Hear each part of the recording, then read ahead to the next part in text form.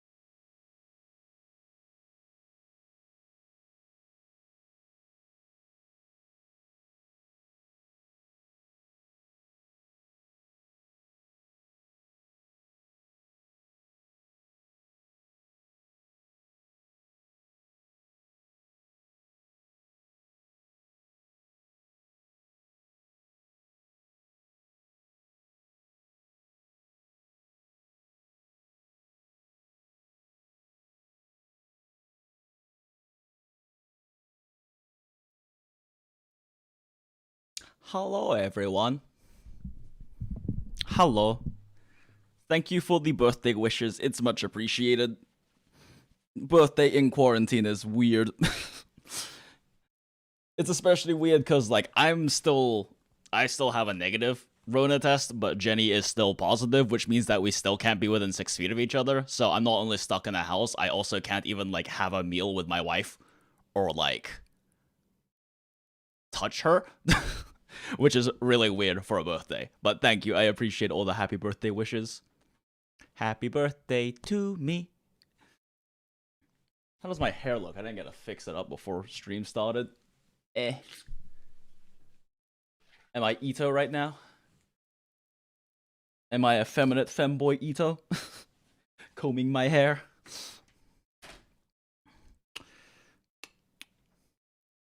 Oh my gosh, those icons cringe. Oh, what, my desktop? Yeah.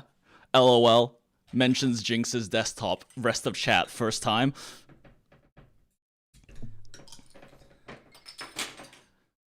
Also, is my birthday, so I'm having a beer. Can I... This is really hard to do in screen. There we go.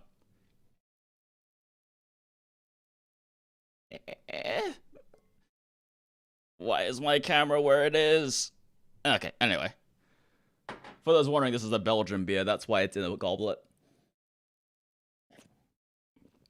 Cheers to burfmas and shit.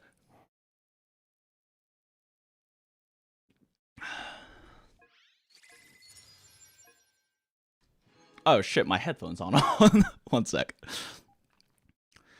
What kind of beer? It's a Belgian beer. It's Duchess de Bourgogne. This is probably my favorite beer.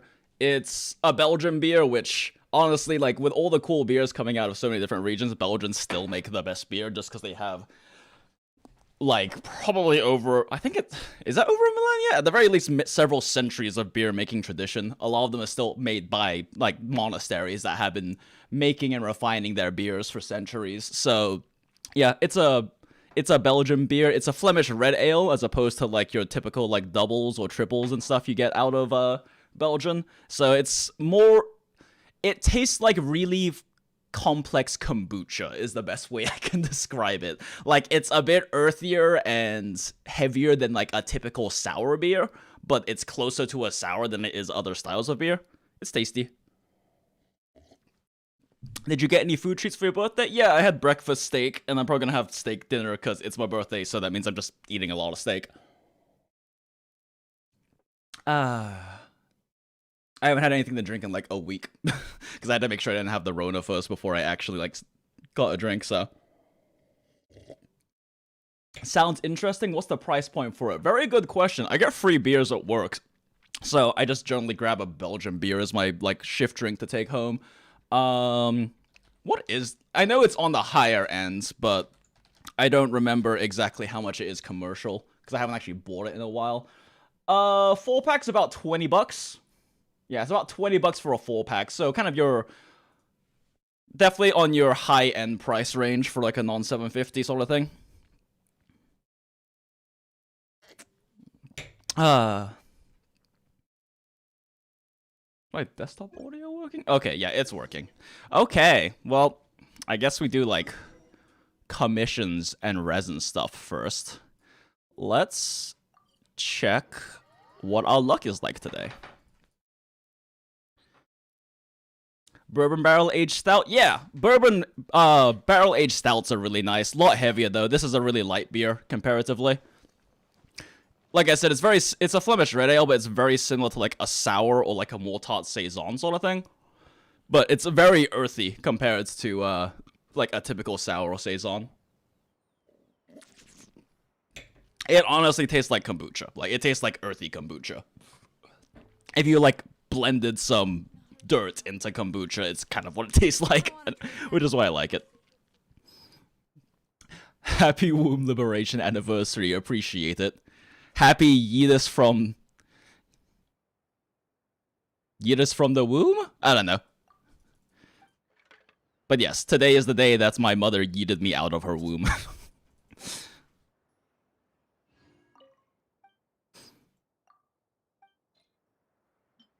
happy I was a fetus, then I yeetist day?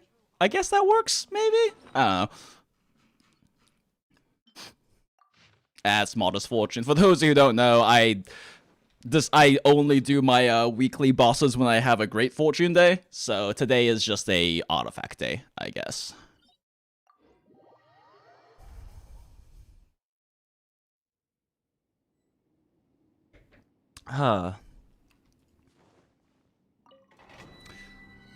How's the stuff with data science stuff been going? I'm looking more at going into analytics work than data science stuff specifically. So more data analytics or business analytics. I'm working on certifications right now to not only build up base skills, but also get myself more hireable for those kinds of positions. I'm still kind of like on the edge of like, I mean, I'll probably decide more concretely once I actually get in the industry and experience about whether I want to be more on the business analysis side or the data analysis side, because I have like the math and programming skills to be on the data analysis side, but it's a lot heavier back-end stuff. And like from my consulting experience and stuff, I definitely have experience in and know that I enjoy more like the BA stuff, which is more like problem solving, working with stakeholders, that kind of thing, and less so back-end stuff. I don't feel like playing Cheat Sheet Taser. Let's play Ganyu Melt today, because Ganyu Melt is big number and make me feel dopamine. And me need dopamine because me being depressed in the quarantines. Shit, does my Ganyu have the right set? I don't really care if everyone else has their right set.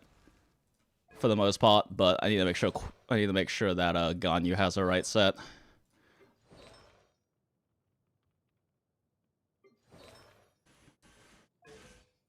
Yes, she has right set. Is right set? Yes, is right set. Okay. Not the best Wandering Troop set, but I also haven't spent that much time farming for it. Don't get too close. Teamwork is dreamwork. Ah, I fucked that up. Whatever. No touching.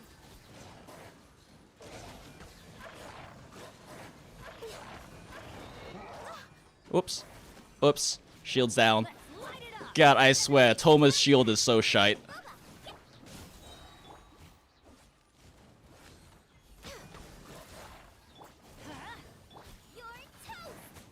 I got you covered.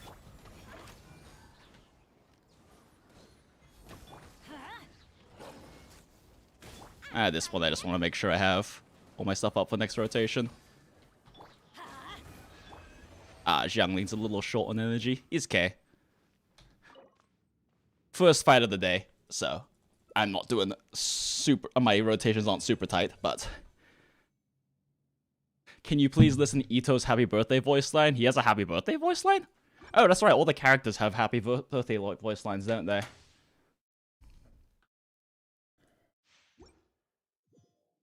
Supposedly Yanfei one's better. Yeah, Yanfei's is better. I just don't have a C4 Yanfei. Or Yanfei, sorry. I didn't feel like pulling for her much because she didn't seem worth it. So I don't have a C4 Yanfei. Also, like, I have Zhongli. The only reason I'm using Thoma is because I'm trying to get his friendship up. Like, I have Zhongli. I'd rather run Zhongli, but I just, yeah, I don't have thing for it.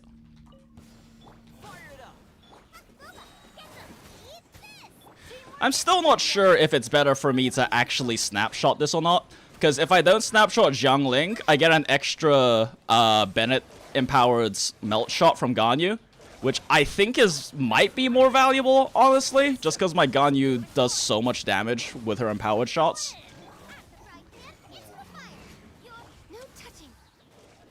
God, my animation cancels are weak.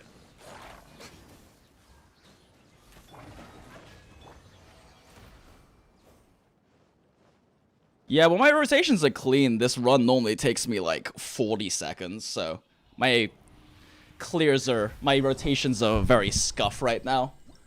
I could definitely be doing this more cleanly.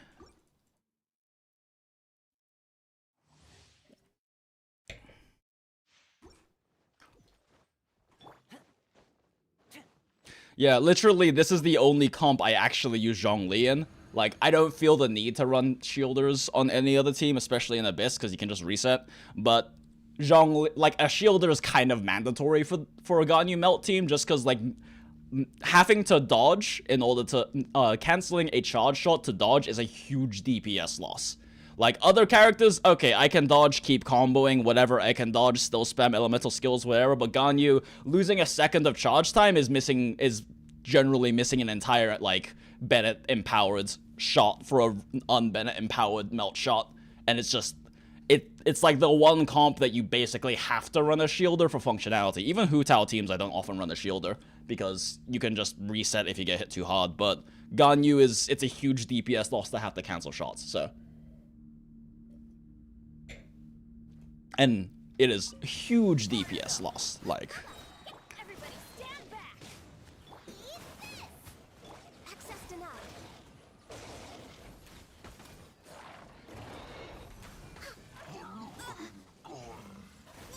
Son of a bitch, the shield is so weak.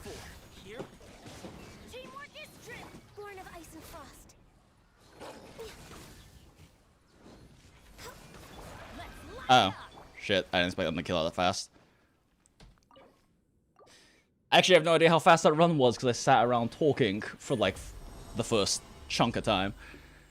What do you run with Hu Tao teams assigned the Jinx? That's the nice thing about Hu Tao. She's pretty flexible. The highest possible damage team is running Kazuha or Sucrose with Amber or Xinyan or Thoma. You need a second Pyro character in order to be able to swirl Pyro before Hu Tao does her stuff. And basically, there are different techs for both Hu Tao and for both Sucrose and Kazuha with each of the characters to swirl both Pyro and Hydro right before you switch over to Hu Tao, essentially.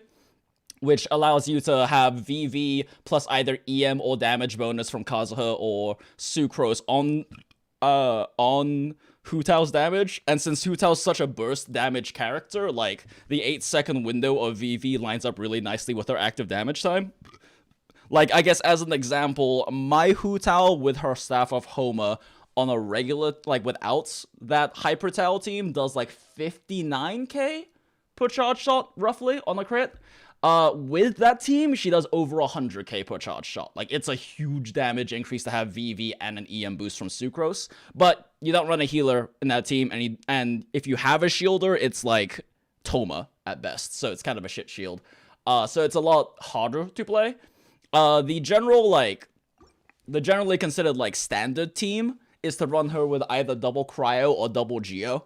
So you run, like, Zhongli and, like, Albedo, or basically fucking a Geo. The entire point is to get the Geo Resonance for the extra charge attack bonus, and then have a shield from Zhongli. Or you run her with double Cryo, where you run, like, Diona and, like, Rosaria or something, and she occasionally melts charge attacks. Like, occasionally, it's kind of random, with, like, Rosaria ult up, and Rosaria gives her crit sharing and everything, Diona gives her a shield and has a heal for emergency situations, so, like, but, like, the generally accepted, like, standard Hu Tao team is double Geo, kind of like how you run double Geo with, like, Zhao for the same reason, because it gives you the extra damage bonus.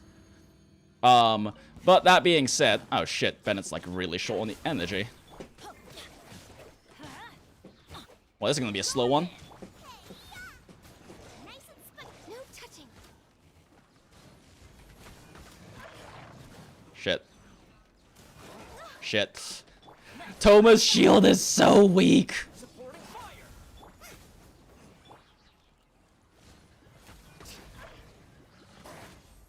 We're way behind. Teamwork is dreamwork. God, my rotations are so scuffed.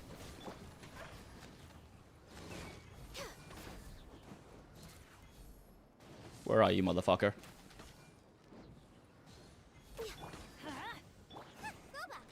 Check this out. Get everything up, I guess, for the next round. Just curious, because it seems like you're going for a higher DPS variant with the Swirl option. Yeah, that's what I call a Hyper Tao team, where you basically just hyper stack damage on your Hu Tao, and, like, the rest of your team's damage doesn't fucking matter. You're stacking everything into your Hu Tao's damage, because, like, Sucrose isn't really going to be doing any damage, because she doesn't really ult in that team. Because it's hard to get a Hydro-infused ult. I guess Jing Cho always does damage, that's his thing, but he could be level 1 and do his job, as long as he has enough ER. And then, like, the third unit's Thoma or Amber or Xinyan, and none of those three do really any damage. The like absolute strongest variant is if you have an Elegy of the End. You run Elegy of the End on Amber, and basically her job is to pop her ult to apply pyro that you can swirl for Hu Tao. But yeah, that's like the standard team. Everybody stand back. Born of ice and frost. Come on. God damn it, the shield is so fucking weak. I can fix this.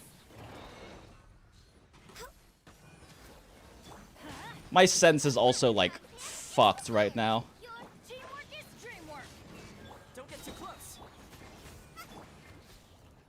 Oh my god, this shield is so weak. I can't even get a full rotation off before it breaks. Couldn't break. Holy shit. Curse.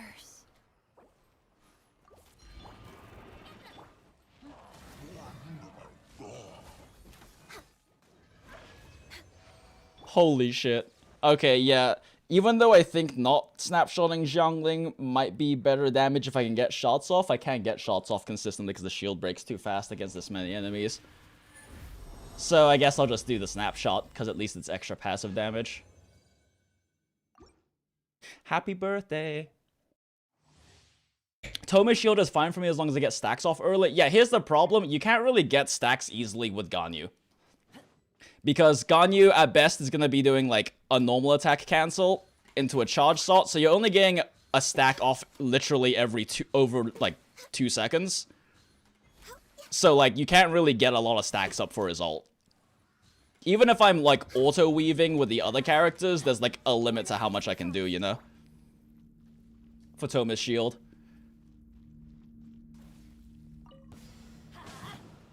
I got you covered. Check this out. Eat this. Nice and spicy. Everybody stand back. Access denied.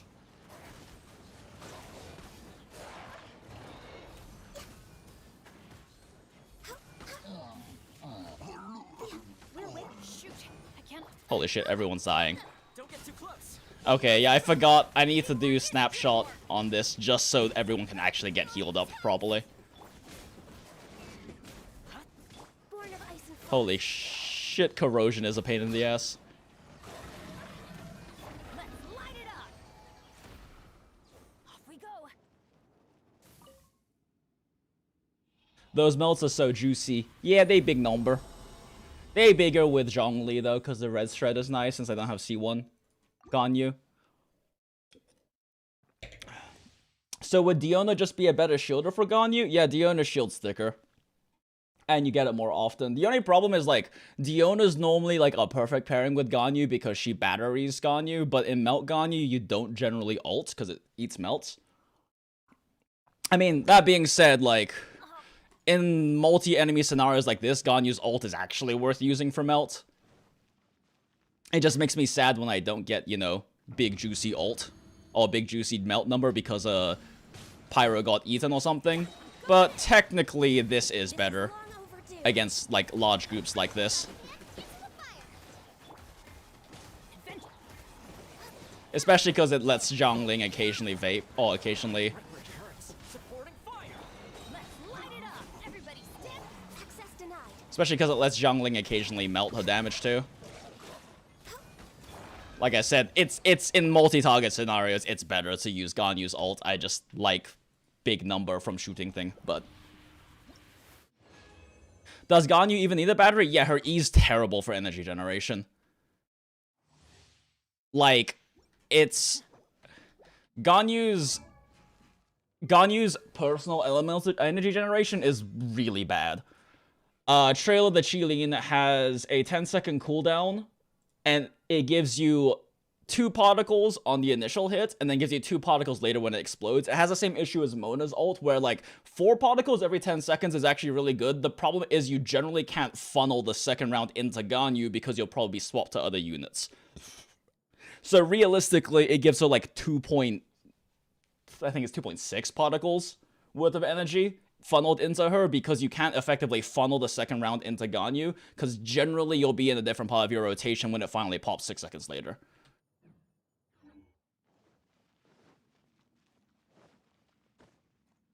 Yanfei, yeah, I know Yanfei C4 shields more. I just don't have C4 Yanfei. I only have C2, and I don't really feel like burning primos to get more for her. Teamwork is tricky.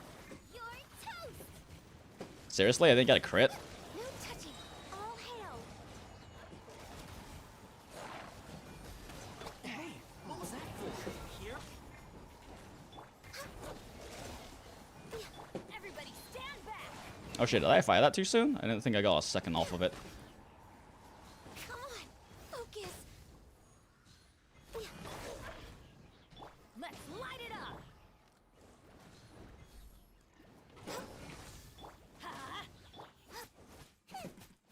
Really? No crit? Hello. Born of ice and frost. Ah, I thought that would kill him. That's disappointing. I wanted to have, like, super cool finisher, and I didn't get it, because it didn't crit.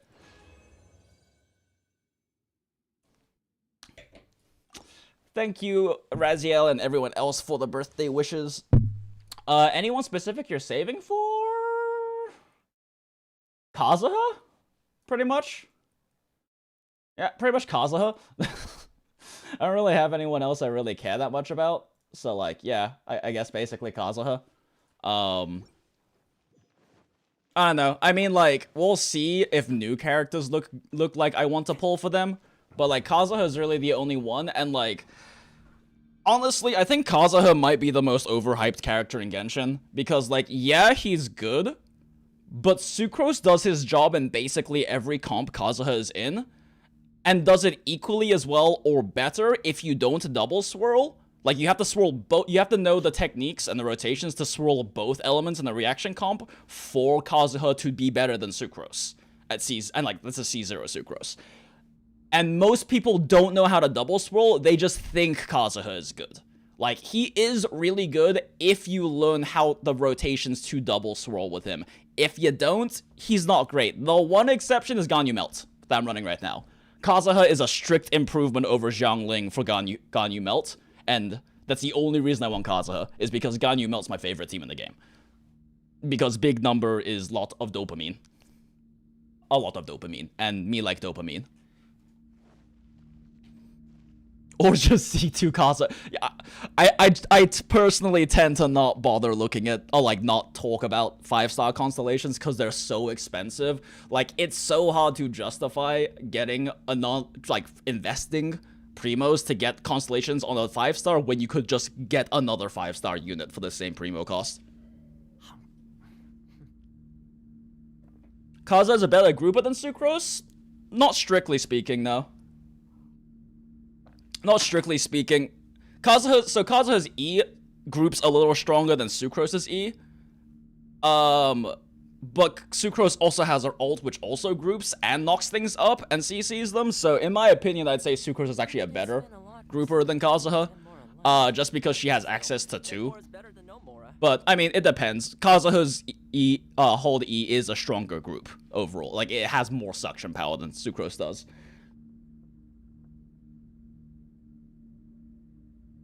Thing is, reruns happen more. It will often make more sense to get cons for 5 stars. Yeah, I mean, in theory, sure. It just depends. Like, if we get more, like, I guess if you already own, like, the top tier supports and you don't really need new carries or stuff, I can understand getting cons for 5-star units.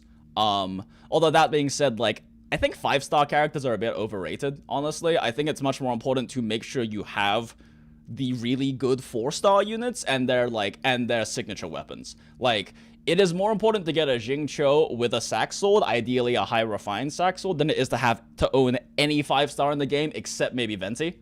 It is more important to have a Jinx with a sack sword than any 5-star in the game. And it is more important to have a C1 Bennett. Even just C0, but C1 Bennett's nice. It's more important to have a C1 Bennett. Ideally with an alley flash, but like, or Festering Desire, depending if you want to run him as a damage unit or not. It's more important to have that than any 5-star in the game. It's more important to own a Sucrose than any 5-star in the game other than Venti and Kazuha if you know the rotations, in my opinion, just because they're so valuable. Like, they're such valuable units and they're much more flexible than a lot of 5-star units are. Like, Venti, Kazuha, and Zhongli are really the only 3 flexible, and Ganyu, in weird ways, are like the 3 main flexible units. So, like, yes, you want to get specific 5-star units if you want to run specific teams, but in terms of general use and, like, value for primos, there's nothing really beats, like, Jingcho and Bennett. They're just much more important. Specifically, Jingcho plus Sack Sword and Bennett. Or Jingcho plus Fav Sword. It also works. Sack's just better, but... Jingcho. Jingcho, the unofficial Hydro Archon, indeed. Supporting fire. Teamwork is dreamwork. Eat this. Nice and spicy. This is long overdue.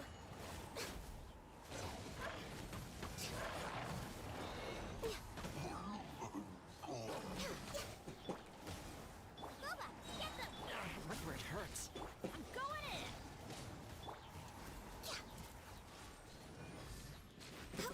Ah, fuck, I whiffed. I missed my flick! Light it up. I'm not Nice and 420 no-scope pro gamer. born of ice and frost. Thanks, Guaba. Lol, 5-minute clear because I was talking about characters.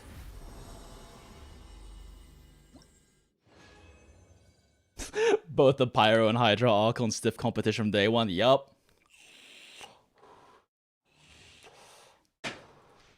The nice thing is that I think Jingcho's come into like the monthly Star Glitter shop like 2 or 3 times, and Bennett's come in like 3 or 4 times. So like MiHoYo knows they're incredibly powerful and flexible and valuable, which is why they've been coming into the Star Glitter shop so often. And they've been on a lot of banners too. But yeah, those 2 units more valuable than any 5-star. Even if they were 5-star units, honestly, I'd still say they're probably more valuable than 5 stars, except Venti. I don't know. Venti is just... he's disgusting. Like, he's not useful in as many situations as Kazuha, but the situations he is useful in are so... he's so strong, he saves you, like, 30 seconds to a minute on any half of the Abyss you run him on that he's strong on, which is so valuable because it means you can run that on other... you can run your units on, or you get more time for your second half. Like, it's just disgusting how good Venti is. I don't... Well, but yeah, it's just kind of gross how strong Venti is. Like, he's less flexible than Kazuha for sure. Like, he's a bit of a niche. I wouldn't even say he's a niche character. He's just specifically he needs to be against like groups of enemies character. But like when you are fighting mob floors in Abyss, then like he saves you so much time on that half. Like it's so valuable having a Venti to run on the Abyss, even if you're like, you know, switching him back and forth between first and second half through multiple runs to hit your 9-star, like it's just so valuable. I thought you shouldn't do Ganyu's ult in melt comp. Niv, in group situations you do. It's only in group situations. Like it's a bit faster for me to clear with Ganyu's ult here because it's a group situation. In single target, you don't use it. It's the general rule is if there's 3 or more targets, it's generally better to Ganyu ult. But yeah, if there's 3 or more targets is the general rule, especially because that also lets you melt your Xiangling damage. I'm done for. Here's backup.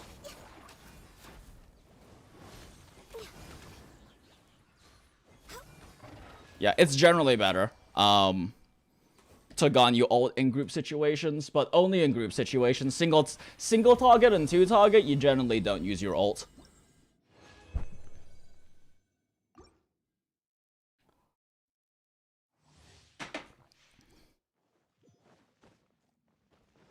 Yeah, no problem, Niv. You haven't calc, but you're pretty sure Freedom Swarm Kazuha would be better since Freedom Swarm is such a broken weapon. You mean then Venti?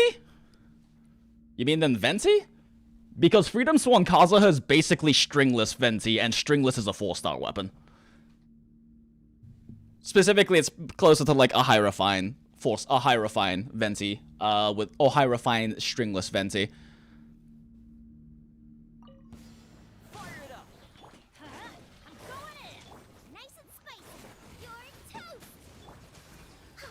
Oh shit, I'm supposed to. I'm like looking at chat, and so I'm playing poorly. I got you covered. Don't get too close. Everybody stand. Thoma, get them. Born of ice and frost. I'm not gonna burn ults here. I'm just gonna like. We're way behind schedule. Pop! Pop! Give me energy! Happy birthday. Thank you. I do appreciate all the birthday wishes, guys. It's much appreciated.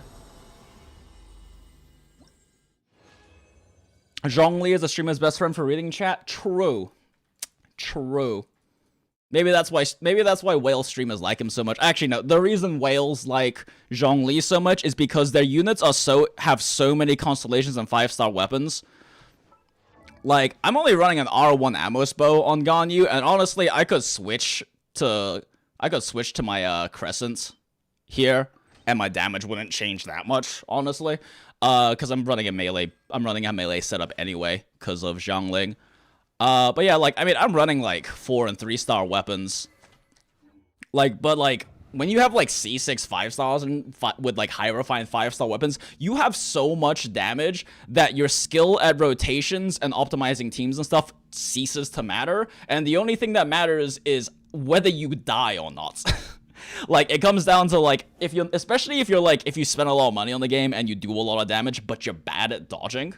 Suddenly Zhongli becomes super valuable because you don't need more damage. Like, yes, Zhongli is a damage deficit if you know how to dodge, but if you already have way too much damage, you don't care if a unit decreases your team's damage. All you care about is not dying. For a nice meal sometime. Okay, let me, like, actually focus for this one.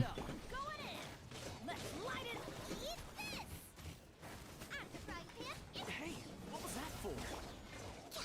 Access denied for Rex Lapis.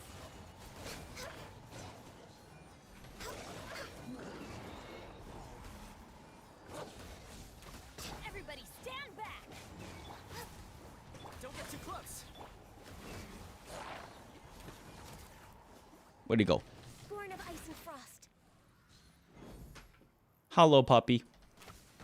Oh, shit, neither hit crit?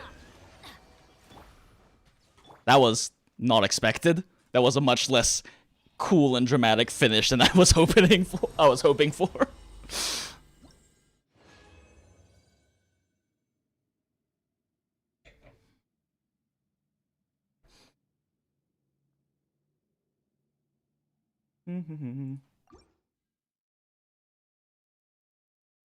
Is the reason why Jingcho is so valuable because he's the only off-field Hydro off-field sub DPS? Yeah, basically. Like, it's not just that he's the only one, it's just that he beats any other option by a fucking mile. There is no Hydro off-field unit that gives you the same amount of application that Jingcho does, at least in single target, and there is none that matches damage either. Like, Mona is just strictly worse than Jingcho, except in Morgana. That's like the one comp Mona's good in. But she's otherwise just a strictly worse Jingcho. Still.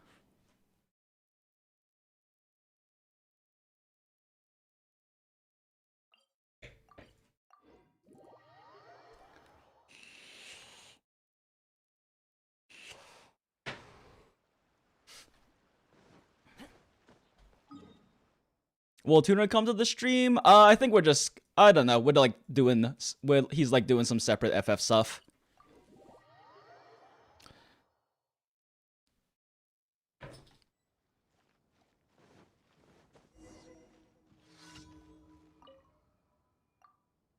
Doing commissions. Mr. Miscellaneous, yeah, you made it. We just burned a bunch of resin, that's it. Oh, it's the mushroom quest. Okay. We go do mushroom quest. Jinx, what's your favorite comp? What I'm running right now, except I use Zhongli instead of Thoma. I'm just leveling up Thoma's friendship. My favorite comp is just Ganyu Melt. It's good in every situation, unless a target's immune to cryo. or like is either immune to or resistant to cryo. It's good in every situation. It has good AoE potential if you just pop Ganyu's ult. It has the best single target in the game other than like Hyper Tau teams, but it's a lot safer than Hyper Tau. And on top of that, Ganyu's best 4-star weapon is a craftable weapon. So like I could make this R5 if I wanted to, but like Ganyu's best like melt weapon is a craftable weapon. So you don't even need to like gacha for a good weapon to make melt Ganyu really strong. And then on top of that, Xiangling is free. Bennett isn't free, but everyone should own a Bennett. And if you don't own a Bennett, get a Bennett. And then like you can use Thoma, you can use Diona, or you can use Zhongli. I wouldn't recommend Noelle. Technically, Noelle works, but like her cooldown on her shield's too long. But like if you have Zhongli or Diona or Thoma, any of them work. You just need to shield it on the team. So like Melt Ganyu is incredibly good, incredibly easy to build for, team-wise, and best 4-star weapon is a craftable one. Best 5-star weapon is a standard banner weapon, so it's entirely possible you own an Amos bow purely from rolling on your standard banner primos. Like, part of what makes Ganyu such a good unit is that her best 4-star weapon is a craftable weapon, and her best 5-star weapon is a standard banner weapon. So like the chance that you can own either of these is a lot higher than owning like a staff of Homa or a Freedom Sworn or any shit like that. Like it's entirely possible for you to own a Amos bow or multiple copies of an Amos bow. Like I never pulled for Amos bow. I own 2 copies because of standard banner pulls that I got just from playing the game. Like, I didn't even spend any money on standard banner pulls. I just have 2 copies of Amos bow purely because they're on standard banner weapon. How good is Harp for Melt? Better than Prototype Crescent, worse than Amos bow. Staff of Thoma. Ha. Yeah. Ha.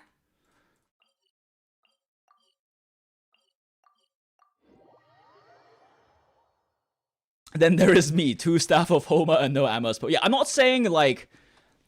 I'm not saying that, like, everyone's gonna have an Amos bow, but, like, it is a higher percentage chance you will own an Amos bow than you will own a feature 5-star weapon, because you can get it from standard banner. Clear the mushrooms, clear the mushrooms. Is it worth to R5 the prototype if you have a chance to? If you want to run Ganyu Melts as one of your teams, absolutely. As long as you're headshotting once per rotation, it's worth it. Because the damage boost is big. It's a lot. You get a lot from an R5 prototype Crescent.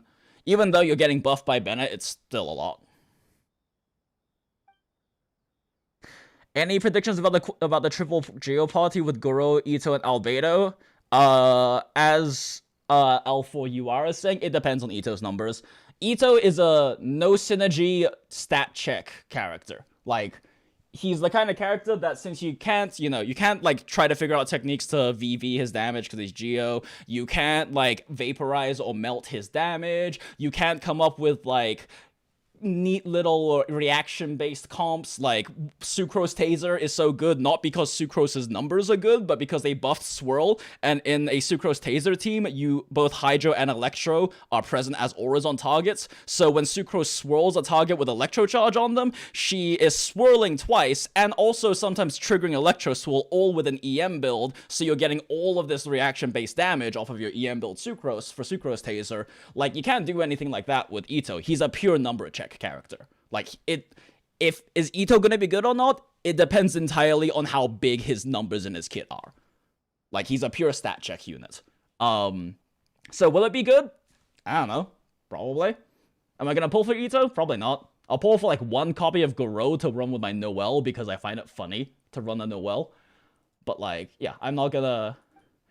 It's hard to say if Itto will be good or not, because he's a pure stack check character. It entirely depends on what his stats look like at release. Is EM Sands any good for Melt Ganyu? Yeah. It depends. It depends on your stats, but generally, yeah. I'm rigging EM Sands. It depends, though. Sometimes attack will be better if you have a lot of EM substats. Generally, EM Sands is better, but it just depends. My best recommendation, go use Genshin Optimizer. 1010 has an updated video that shows you how to use macro software to automatically add every single artifact you have in your Genshin to the Genshin Optimizer. So yeah, my recommendation, use Genshin Optimizer and it will tell you what your best set is. Cause like for the longest time, until I started like using the artifact rerolls to get more Wandering Troop pieces, my best set wasn't a Wandering Troop 4-piece set, it was a Wandering Troop 2-piece Blizzard Straya set. Just because my substats were better. So like, my best recommendation, just use Genshin Optimizer. It's hard to say X is strictly better than X because it generally depends on substat distribution. That's part of the problem with like with giving build recommendation on Genshin, is that like, yeah, Wandering Troop is the best artifact set for Ganyu, but if your subs on your 4-piece Wandering Troop set aren't good enough, 2-piece Wandering Troop, 2-piece Blizzard Stray is better. But if your subs aren't good enough there, maybe just 2-piece Blizzard Stray with no second bonus is better. It just depends on substat distribution. Shimenawa's Reminiscence isn't better? No, it's not. Shimenawa's Reminiscence isn't better because 18% attack is a lot less valuable than 80 EM. Yeah. So 18% attack is just 80% attack is just wait, Shimenawa's blah blah blah, they lose 15 energy and normal charge plunging attack damage is increased by 50% for 10% for 10 seconds.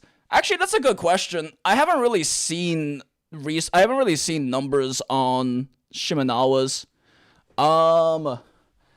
If your substat distribution is exactly the same, Shimenawa's might be better, just because it's a 50% charge attack bonus. But then again, honestly, another additive 15% bonus isn't probably better than 80 EM, because you already have so much. They're close. They're close. That being said, Wandering Troop is more flexible because against multiple targets, you do want to ult with Ganyu. You don't strictly not want to ult. I don't know. I don't remember. I know that when Shimenawa's came out, I heard from people at KQM about the analysis on the numbers. I just genuinely don't remember what the results were. It's probably... Shimenawa's is probably slightly better than Wandering Troop. It's just less flexible. Oh, thank you, Neo VSS. Or VS Smith 19 for the $2 super chat. How do I make Thoma good? Please help. Stack HP on him because he's a shield bot, I guess. Run him with Hu Tao. It's kind of his only meta spot right now is using him on the Hu Tao team. With him and either Sucrose plus Kazuha with like a Jinx and Hu Tao. It's kind of his only meta spot right now is being a Hyper Tao team member. Otherwise, stack HP and enough ER on him so that he can have like so that he can keep his ult up consistently, and then run him with like auto attack heavy or like normal attack heavy teams. Pop. That was cute. But yeah, generally in general, it's probably a good idea to run Thoma with normal attack heavy teams because it means you can stack his ult more. And like his shield gets strong when you can stack it. The problem is like in a Melt Ganyu team, you can't stack it that much. Because even if you normal attack cancel between shots, you're still only getting a stack every 2 seconds.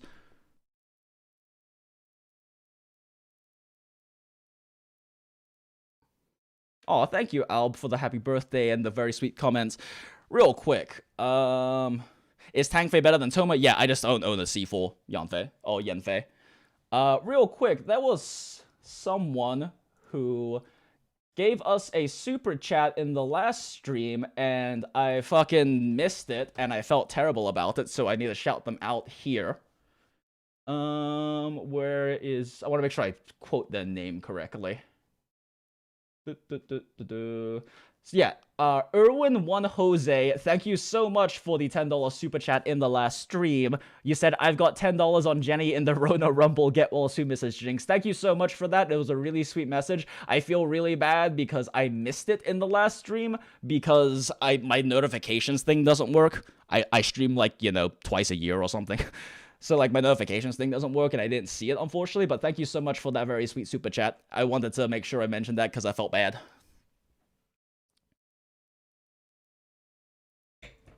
Hey, Jinx, Crimson Witch Lisa, why? Why? Is it, like, an overload comp thing? Because if it's an overload comp thing, you're probably better off with 4 Thundering Fury. Oh, wait, actually, neither really work, because Lisa's an aura character. Her ult applies Electro too quickly, so she doesn't actually end up triggering reactions. She ends up being aura for it. Unless you're running her with Venti, it's the one exception. Come here, you son of a bitch. Damn it. You have way bigger number with Melt Ganyu than I do, sad. I mean, yeah, Melt Ganyu is... I mean, don't need to feel sad about that. That just means my artifacts are better than yours. It doesn't really mean anything. Like, bigger number just means my artifacts are better than yours, or I have constellations, which I don't. But, like, normally it would mean, oh, this person has better constellations than me, or has better weapons than me. I'm running Prototype Crescent right now, so that's not it. R1. But, like, it just means my artifacts are better than yours, which isn't a huge deal or anything. You know, artifact RNG is artifact RNG and whatnot. Teamwork is dreamwork.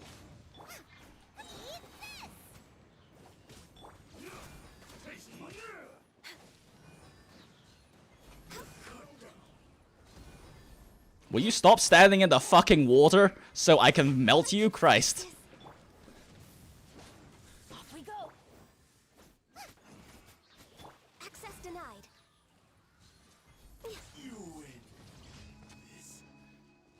That feeling when my comp falls apart because he's standing in fucking water.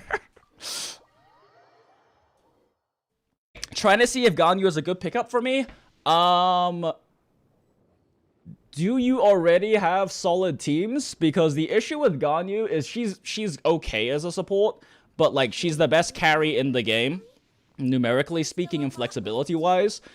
She's the best carry in the game, but if you already have 2 solid carry-based teams, like you've got like a Zhao and you own like an Ayaka, or you have like a national team or something, you don't really need Ganyu. She's not like a support like Venti, where she adds value to a lot of teams. Ganyu has teams generally built around herself, but her teams are very strong and very easy to build. Like, if you're gonna go for a charge shot freeze build, you don't even need Jingcho or Mona to make it work. You need Ganyu, a second cryo unit, and you need, like, Barbara, and you just play at melee range and freeze stuff by standing next to people. And, like, all Ganyu needs to have top-tier competitive DPS is a second cryo unit for cryo resonance and battery, and shooting things in the face. That's it.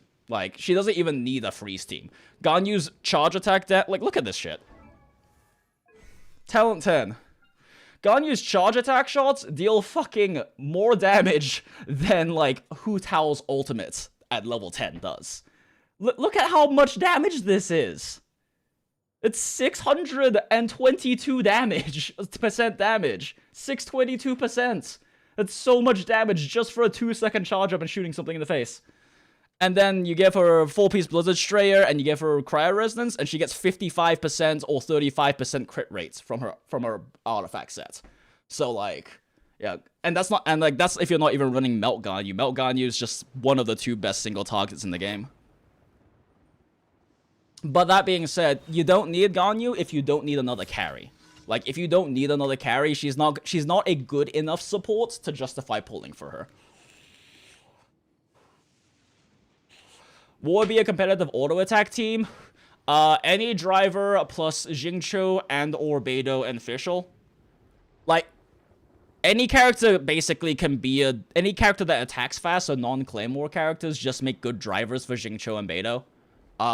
Like, the last stream, we were running and clearing Abyss 12-3 with 9 stars. We were running Chi-Chi driver, which is kind of a meme, but also kind of good. Where, like, Chi-Chi doesn't do shit for damage. Well, actually, Chi-Chi driver looks like this.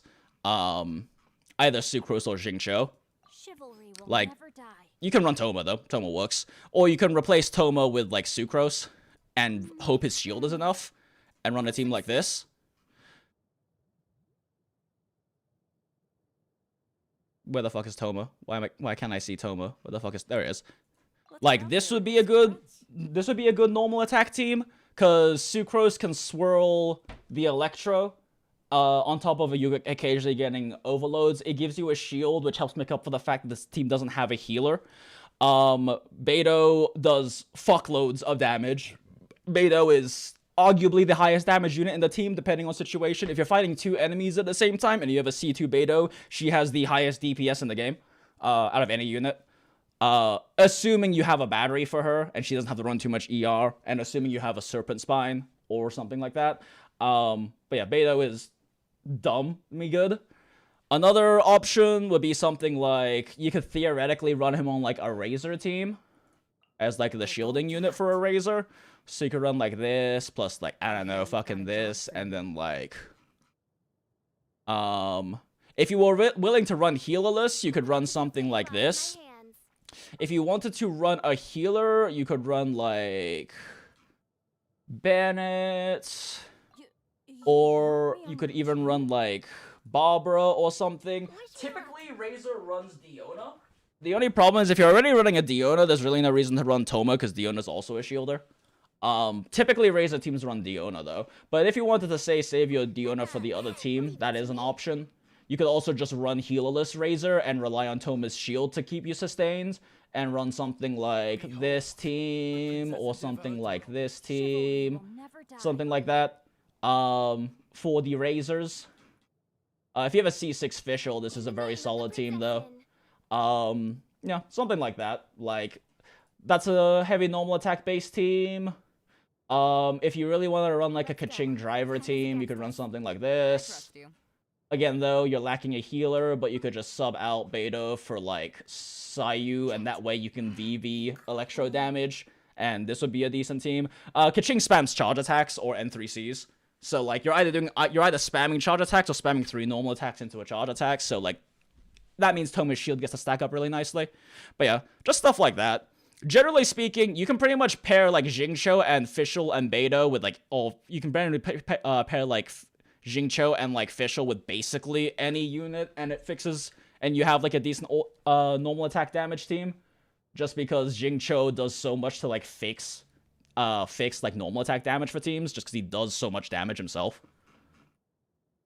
But yeah, there's a lot of options for like a normal attack based team. It just depends on what you have.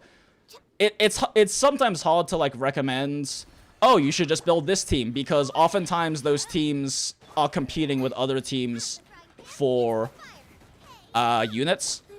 Like, yeah, I can say like, oh, just run Jingcho to fix your auto attack damage. What if you need to run a national team? You only get one Jingcho. I'm just gonna kill things by standing next to them because it's funny.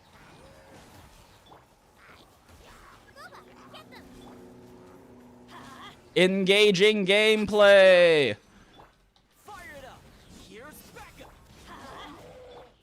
You're toast.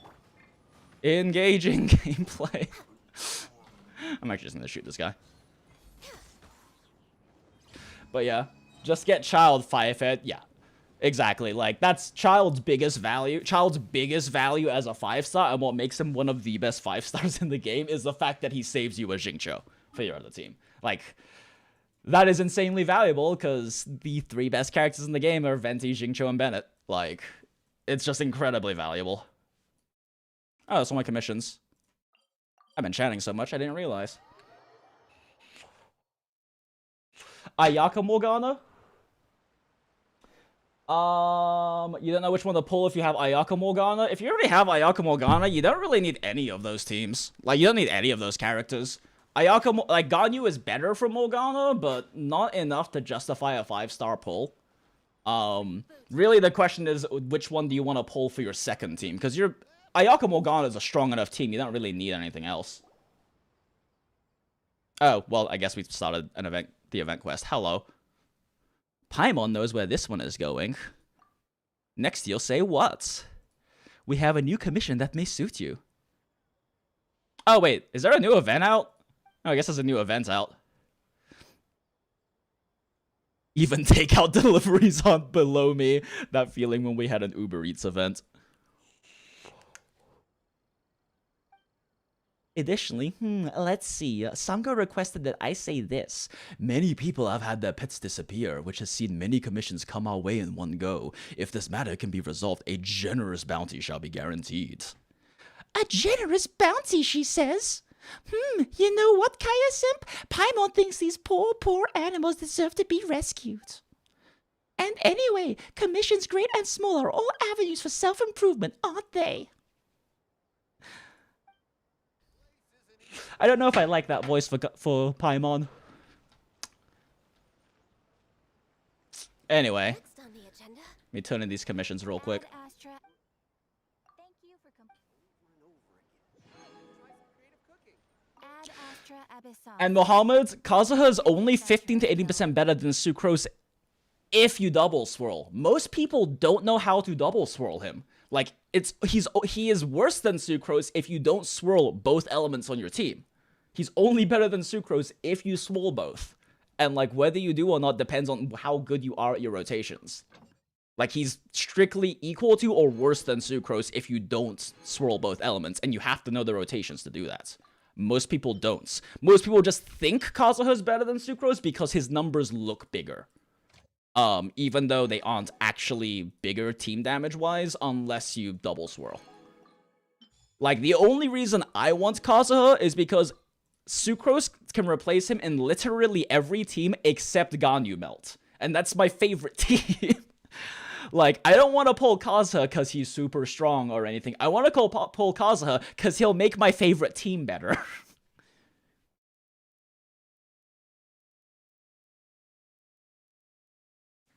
Tenten got so much flack for saying that? Yeah, because people don't... Kazuha's probably the most overrated character, and that's not because he's not good, it's because people think he's better than he is when they don't use him properly. Kazuha isn't Venti. You can't just press 2 buttons and be done with him. You have to know how to use him to get max value out of him, and most people don't. They just think he's better because his numbers look bigger than Sucrose's. Okay, fair. Kazuha and Pure Pyro. I don't really... Pure Pyro and, like, Pure Electro teams are kind of like... Pure Electro teams are good. Pure Pyro isn't that good, so I mean, yes, Kazuha is better than Sucrose and Pure Pyro teams. Pure Pyro teams aren't that good. And they waste so many good units to run. Like, yeah, you can run, like, I don't know, Yanfei or Diluc or Klee or Hu Tao with, like, Zhongling and Bennett and, like, Kazuha. But, like, you're wasting Zhongling and Bennett on that. Why not just run a national team? Or something like that instead. I mean, I guess if you want to save Xingqiu, but, like, it's... Pure Pyro is just not very strong, because Pyro's numbers are balanced around Vaporize. Like, people don't realize this, but Pyro impact isn't a thing. Pyro is not, like, the strongest element in the game, by a long shot. Electro teams, like, well-built Beidou driver Electro teams are as strong or stronger than Pyro Vape teams are. It's just that Pyro is balanced around Vaporize. Without Vaporize in that team, Pyro teams aren't very strong. They're strong because of Vaporize. Unlike Electro teams, which just have raw number value. Pure Pyro Klee. Yeah, the problem with Pure Pyro Klee is it's hard to keep things inside Bennett's circle range. So its raw number is pretty good.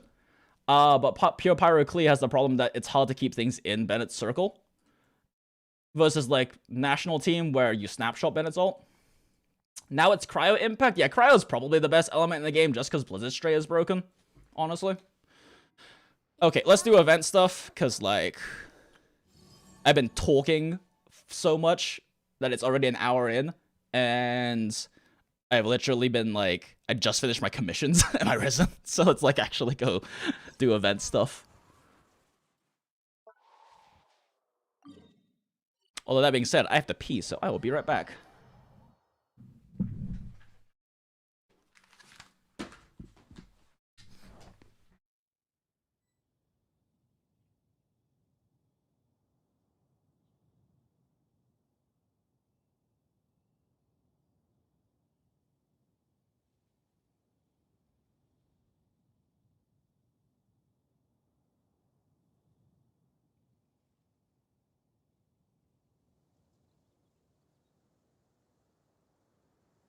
Should we really be off work this early? There is still a lot left to do.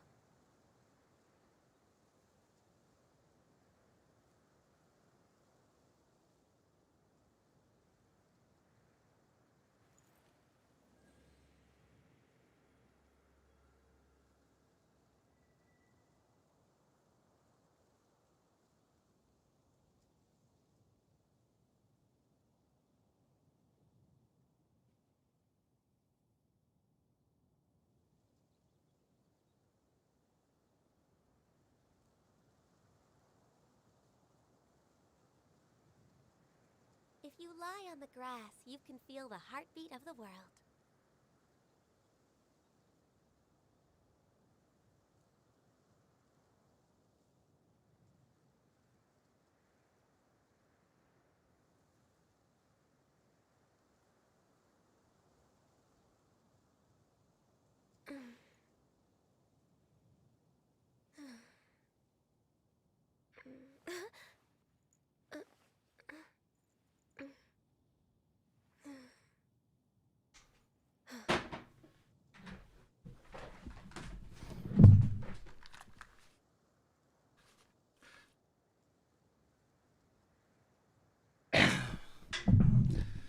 Okay. Oh god.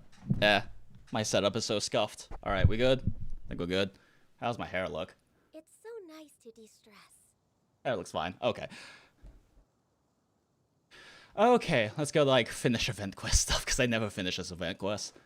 And I heard that the Albedo story is actually pretty good. All right, now that we're no longer doing friendship-based things, we're bringing back Zhongli because I fucking hate Thoma. Actually, you know what? Let's use Diona instead. Just because that's a more accessible team than for people who don't own Zhongli. Leave it to me.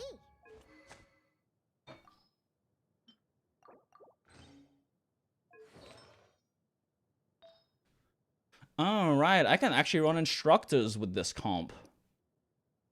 I bet.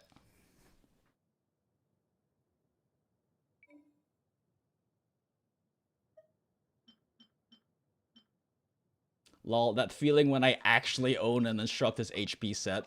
Strictly for Diona.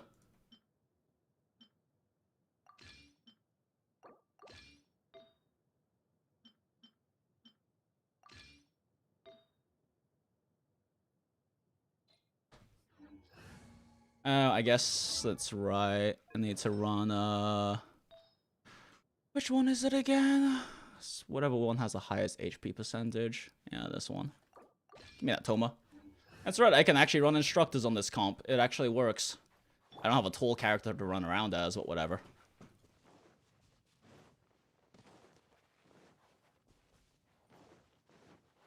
It's a bit silly to run 2 healers, but whatever. Oh wait, I already made that snowman. I made that snowman. Little shitter snowman. Where's the 4th snowman at? We're way behind schedule. Do I have to do more quests to unlock the 4th snowman? I don't see the 4th snowman. Am I blind? Agenda? See you in a bit, Will.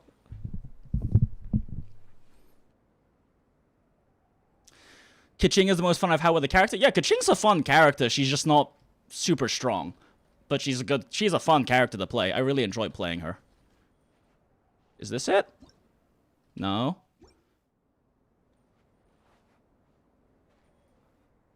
Where is...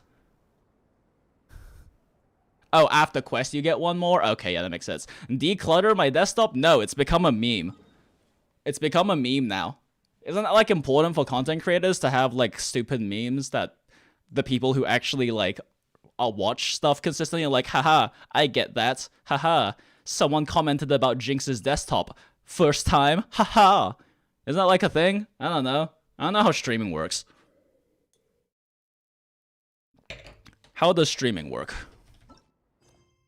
Okay, let's go do this. Where's Albedo at?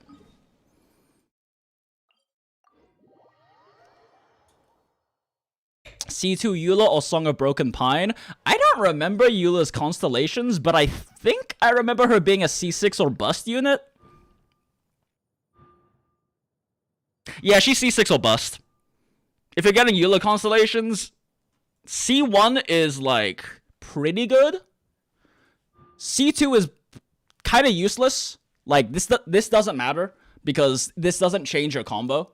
This only matters if you're playing Eula wrong and you don't have enough battery to ult every single time her ult, to have her ult ready every time it comes off cooldown. That's the only time this matters. This doesn't matter for like Eula as run properly. This one's nice, obviously, because it's 3 more ult damage. This is kind of meh. Like, by the time you have a C4 Eula, if an enemy's below 50% HP, your ult should one-shot them anyway. Like, and if it's not, then your Eula probably needs work. Lightful Soul, I guess that's not strictly true. The new dogs in the Abyss have like 900k HP or something, so I guess not, maybe. Yeah, but C6 is, yeah, Eula's like Zhao, where C6 is really the biggest value, and don't pull for C6 unless you have a shitload of disposable income. It's not worth it. But that being said, Song of Broken Pine is definitely a better investment. Is he down here? Where he at? Where he at? There he is. Hello.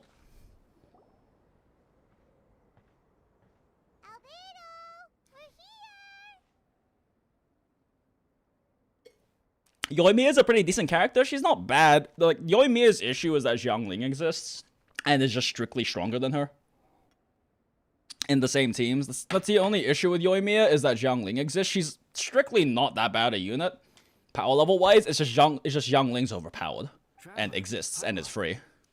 Your faces say that perhaps We investigated all over the mountain, actually. this is not unexpected. I haven't made much progress either. Or maybe he has always operated discreetly. This is my traveler voice. Still, there is one thing I found. I discovered footprints on some parts of the footprints were quite numerous. So I believe my next step will... We can help with that. We have plenty of contact with the event, so now we... Oh no! Mountain shake! What was that? It keeps Mountain me shaking. Could it be the imposter? Yes, let's hurry.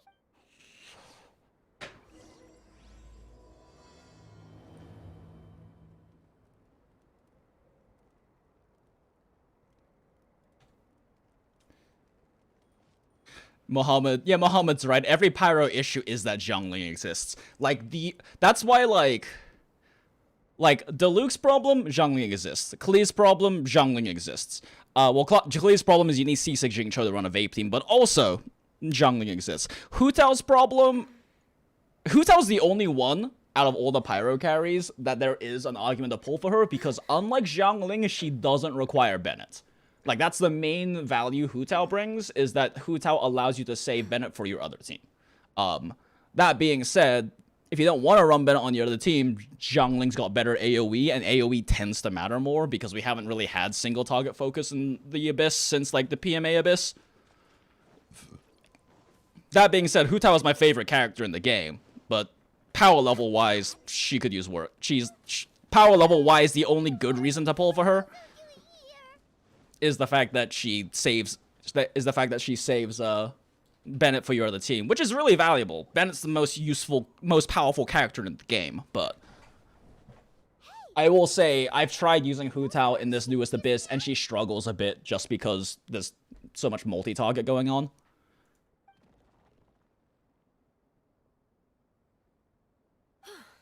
That was most unfortunate. Yeah, Xiangling is free. Like, Xiangling you get from the Abyss, from clearing, I think, Abyss 4 or something, so Xiangling's free. Everyone gets to own a Xiangling. And Abyss 4 is not hard to clear. I have to agree. Especially once you're, like, hitting high ARs, you just out-level them so hard, it's not difficult to clear Abyss 4. Or is it Abyss 8? I don't remember, whenever you get Xiangling, but... We ran into Pallet earlier. You know, After that, he disappeared. Wait. Are you saying that after all this time, you still haven't made it back to the base camp? Well... Are Xiangling cons any good? Very. That's another thing about Xiangling. Her cons are really valuable.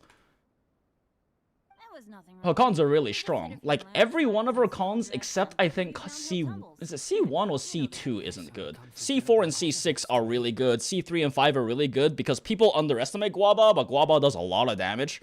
Anyway, you are I correct. can't remember if it's C1 or C2 is like the one, but pretty much all of the constellations are good. Extraordinarily poor luck over the last few days. Fortunately, I made advance arrangements for Gerald to remain in a safe... I'm sorry.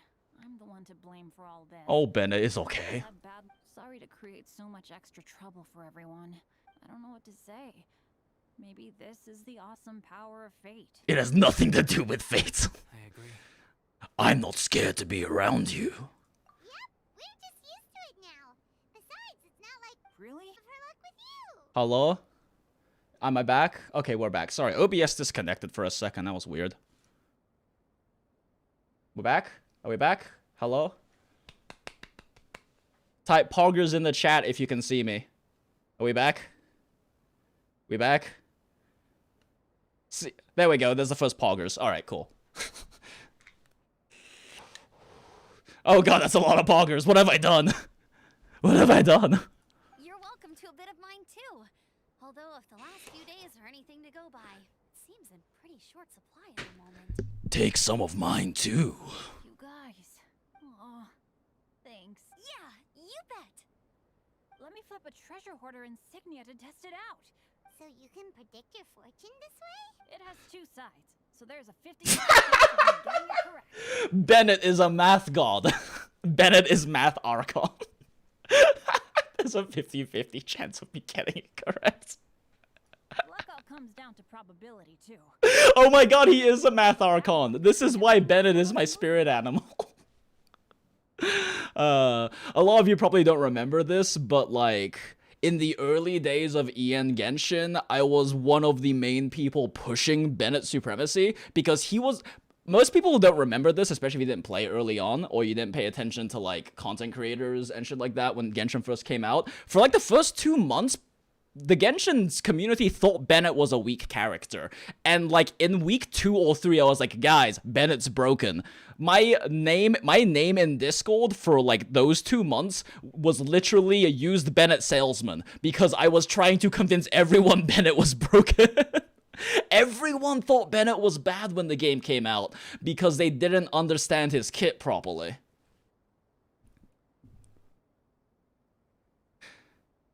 Yeah, my very, very first tier list had Bennett low because that made that tier list like a week or 2 in the game. And then I actually read through his skills and started playing with him. I was like, oh wait, no, Bennett's broken. It was like week 2 or 3 of the game coming out. I was like, wait a second, Bennett's fucking busted. He's the first character I friendship 10. Yeah, Jinx was also trash. To be fair, we didn't get access to Sack Sword until a later banner though. Like, we didn't get like, you know, non-standard banner access to Sack Sword until a later banner. Jingcho's power level is very dependent on Sack Sword, so it's understandable why he was viewed as weak until we had more access to Sack Sword, because otherwise you're just hoping you get a Sack Sword from the standard banner, right? Like, we didn't have a weapon banner with Sack Sword until, I think, patch 1.3 or something? It was an early patch, but yeah. Guessing wrong when I flip an insignia is one way to use Dots, dots, dots. Hey, he's making no sense at all. For those just tuning in, this is my traveler voice. I'm actually polite to most people. Guys, I guessed wrong in my insignia flip, which means we should be able to... Let me try. I love Bennett. By the way, have y'all read all of Bennett's lore from, like, friendship upping him? Because Bennett's a goddamn Giga Chad. Like, if you read through all of his lore after you get him friendship 10, or I think even friendship 6, you get all of the important lore. Miraculous. He is like, he is such a fucking Giga Chad. Best case for it I've ever seen. Amber, if you are ever required to partner with Bennett in your future work, and you... Huh? Yes, of course. Everyone must be exhausted. Now that you mention it, I do feel a little tired. Well, since everyone is tired, why not... I'm so sleepy. Suddenly, Amber will fall... Oops, I clicked through that too fast. I'm sure it wasn't important. Next on the agenda... I'm sure it wasn't important. Probably.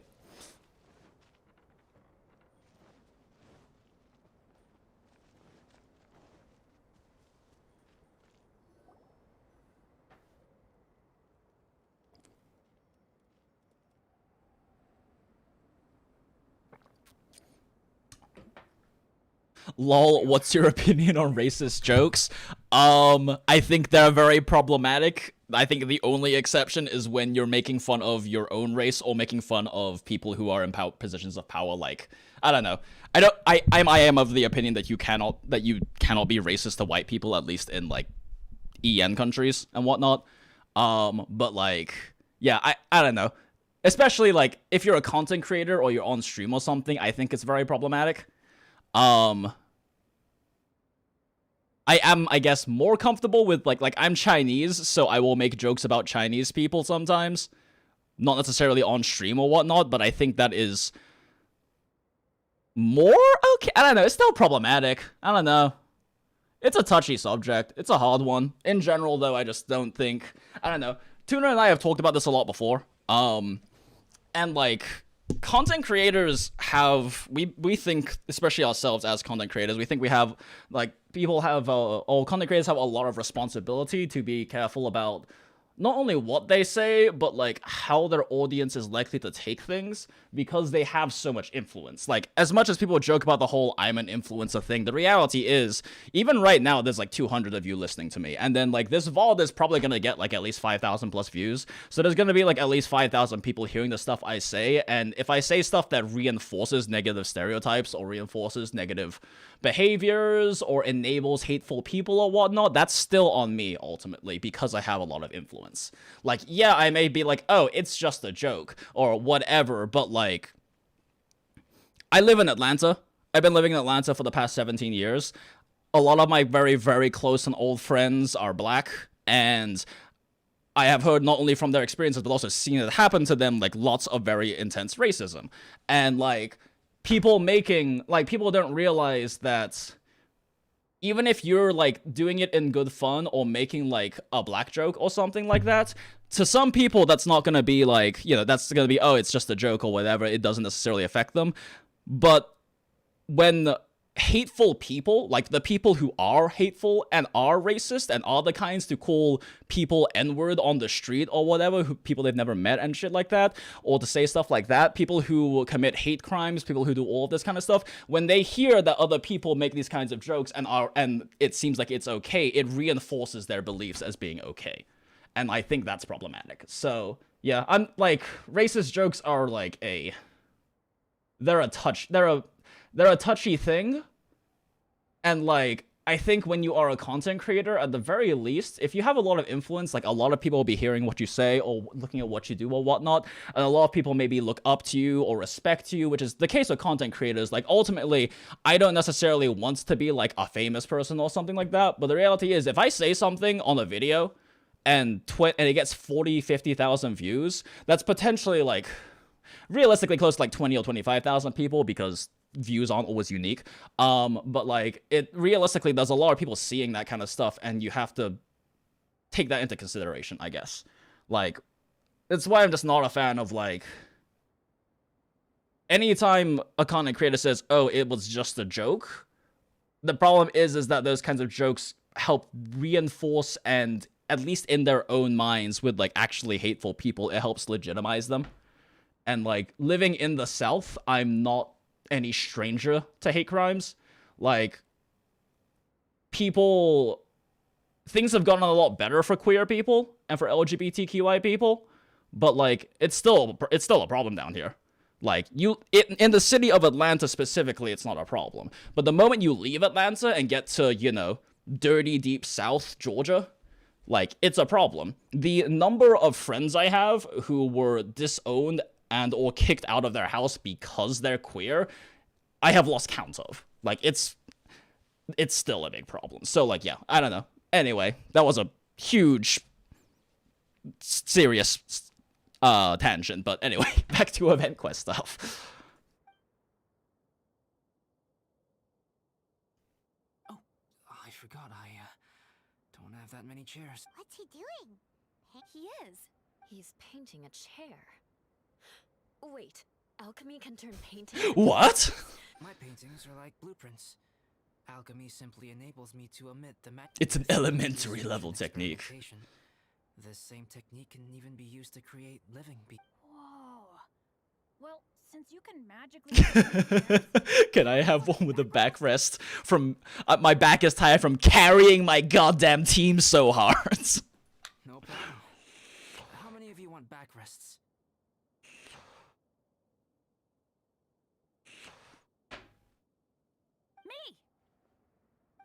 Me! I'll also take one with that. That comes with a juicer. A whole chair is way too big for you, surely.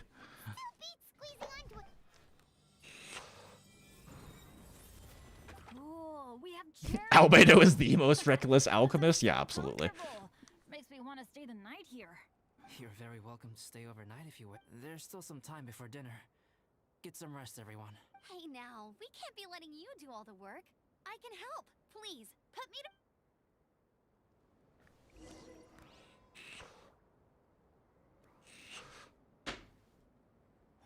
to... Whoops. My fingers were in the right spot. I pressed Q instead of W. R.I.P. Oh, pace yourself. Dinner could... About the paints. I expected you to be so interested. I once tried grinding mist flowers into... The end result was quite satisfactory. If you want to try it. Even now, I don't believe I have fully... But I will... But you are a true friend. Recently, however, I feel that rushing into a so I will wait till my thoughts are... Oh, don't worry about it. I won't participate in the conversation much. It's just a habit of mine. But please know that I am enjoying the... Of course, I'm happy to continue... It's almost ready now. What's up, Giga Chad? Oh, you mean Gerald? I heard that he might be new, but I bet he'll improve. I feel bad. Being a little unlucky is usually no big deal for me. But no, wait, I shouldn't have said that. I might have actually... LOL. Oh right, that's why Bennett's my spirit animal. I have terrible RNG. You know me. But as long as bad luck doesn't break me, especially on a cool adventure like this one, I gotta make... I didn't used to know any of these knights very well. They're all so talented and... Oh yeah, you gotta tell me sometime how you manage... Okay, cool. How I managed to make friends with so many talented people. It's because I'm an anime protagonist. This is quite cozy. I gave it a try, but Amber said the snowman I made was too artistic. I couldn't tell if she was complimenting me or... I'm quite familiar with dragon, but this time, I have a newcomer to worry about. Still, I've taken the job, so of course I'll... If you're talking about Bennett's situation, I think Don't ruminate on it. Take this chance to get... A glass of ice-cold wine. A glass of ice cold... Oh god, is Eula the kind... So, like... I mean, okay, enjoy things how you want to enjoy them. But as a person with 7+ years of experience in like fine dining and high-end restaurant work, and as someone who has learned quite a bit about wine, scotches, like high-end beer, like has learned about like the amount of work that goes into making these kinds of things. One of my huge pet peeves is anytime I see a guest at a place I'm working or just in general see someone who puts ice cubes in their wine. Like, I get wanting to have chilled wine. Wine chilled to cellar temperature is better than wine not at cellar temperature. But when I see someone put ice cubes in their wine, it makes me physically cringe. And I don't want to be judgmental. I want people to enjoy stuff how they enjoy it. It just physically makes me cringe when I see that happen. And like... I mean, if you enjoy ice cubes in your wine, I'm not gonna say don't do it, because you should enjoy... The entire point of learning about wine and, like, understanding it better is to be able to figure out what you like about it so you can find more wine you like and to appreciate it more. I think a lot of wine enjoyments, like, a lot of wine enjoys are kind of pretentious, honestly. Especially when you start talking about, like, the specific notes and things, because, like, you can say something is earthy, you can say it's dry, you can say it has red fruits, you can say it has stone fruits, whatever, but when you're saying, oh, this has notes of black currants and juicy raspberries with just a hint of, like, rocky, shaly minerality to it, you're being kind of pretentious, because taste is subjective. Everyone has different taste buds, and you can tell something is earthy, but whether that earthiness tastes like dark soil to you, or mushrooms, or anything like that, or whether a red juicy fruit wine tastes like raspberries or cherries or whatever to you, is purely subjective. Like, it's purely subjective. Everyone's taste is different. In fact, there's been countless blind test experiments showing that people who are really into wine don't know wine that well when they blind test shit. Like, they can't actually tell what is a good wine versus a relatively cheap but okay wine when they're blind taste testing.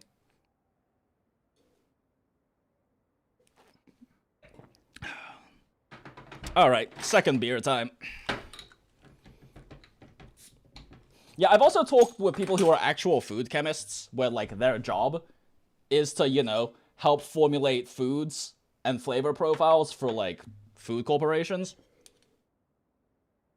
And any food chemist will tell you, at least the food chemists I've talked to, either on the internet or IRL, will tell you that people aren't as good at tasting things as they think they are.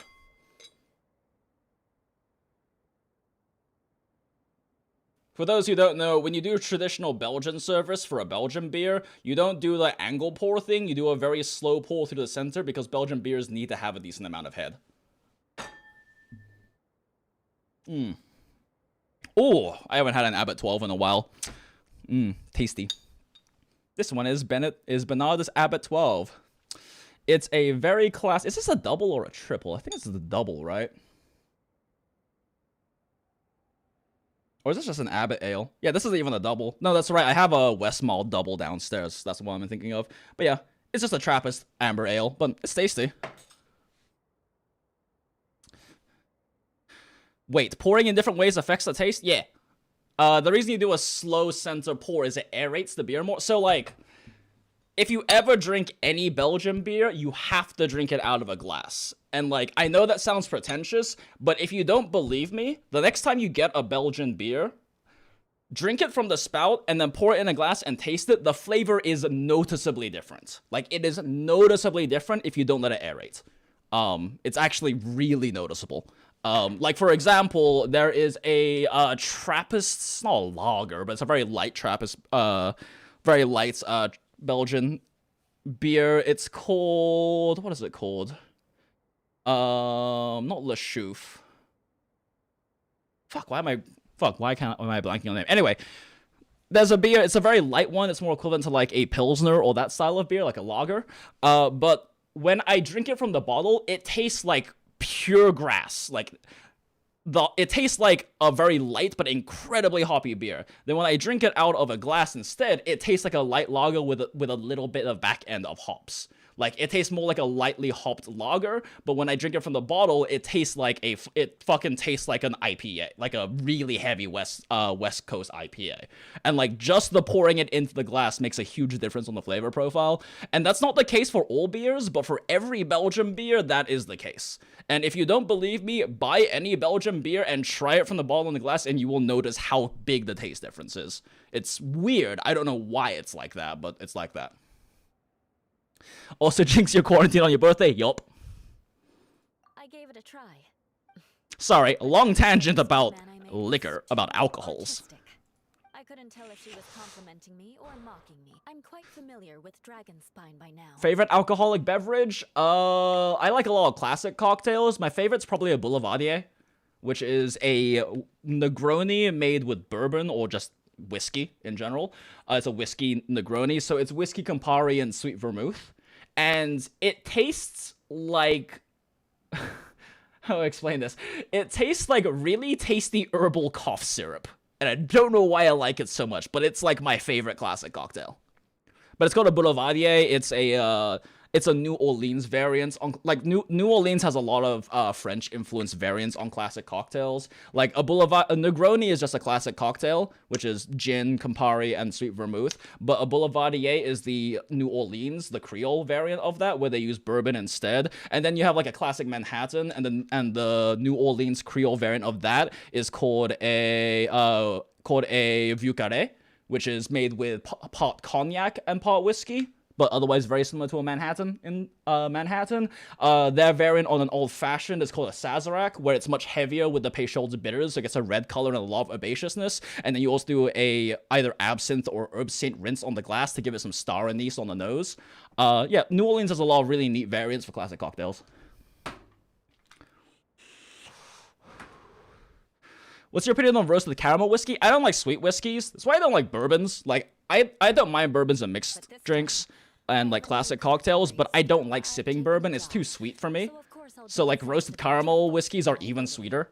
I'm not a huge fan personally, but if you like it, you like it. At the end of the day, if you like a liquor, you like a liquor, right? Like, I'm not gonna judge you for your tastes. If you like, the important thing is to know what you like, so you can find more of it and find other things you might enjoy based around that flavor profile, right? Like, I know I don't like sweet whiskey, so I know I don't like bourbon. I know I don't like a lot of things like that might be on the sweeter side. And I don't generally like sweeter whiskey cocktails.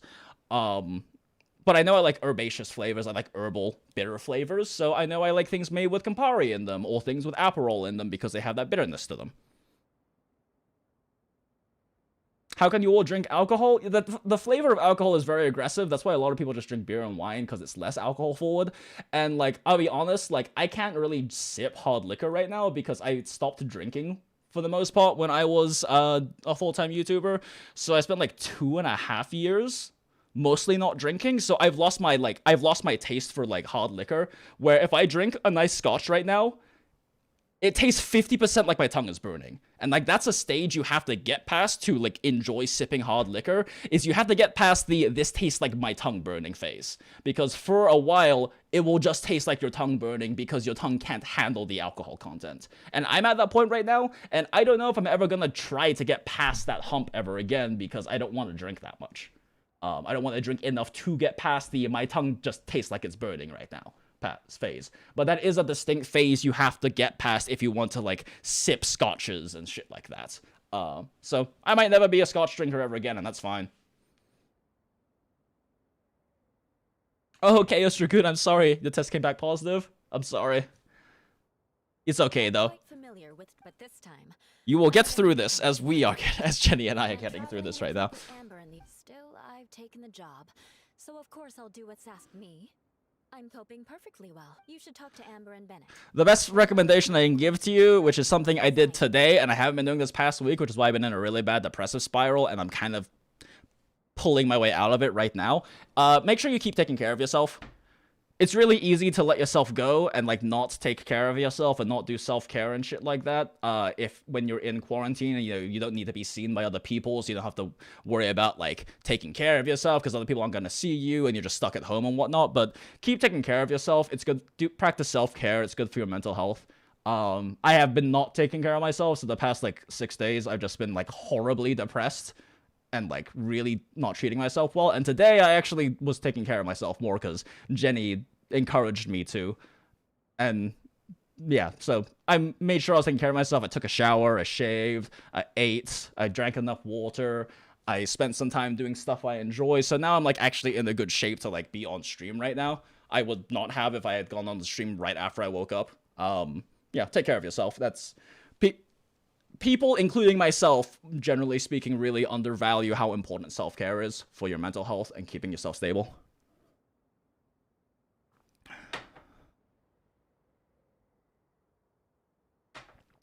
Scotch with a cigar hits different? Oh yeah, absolutely.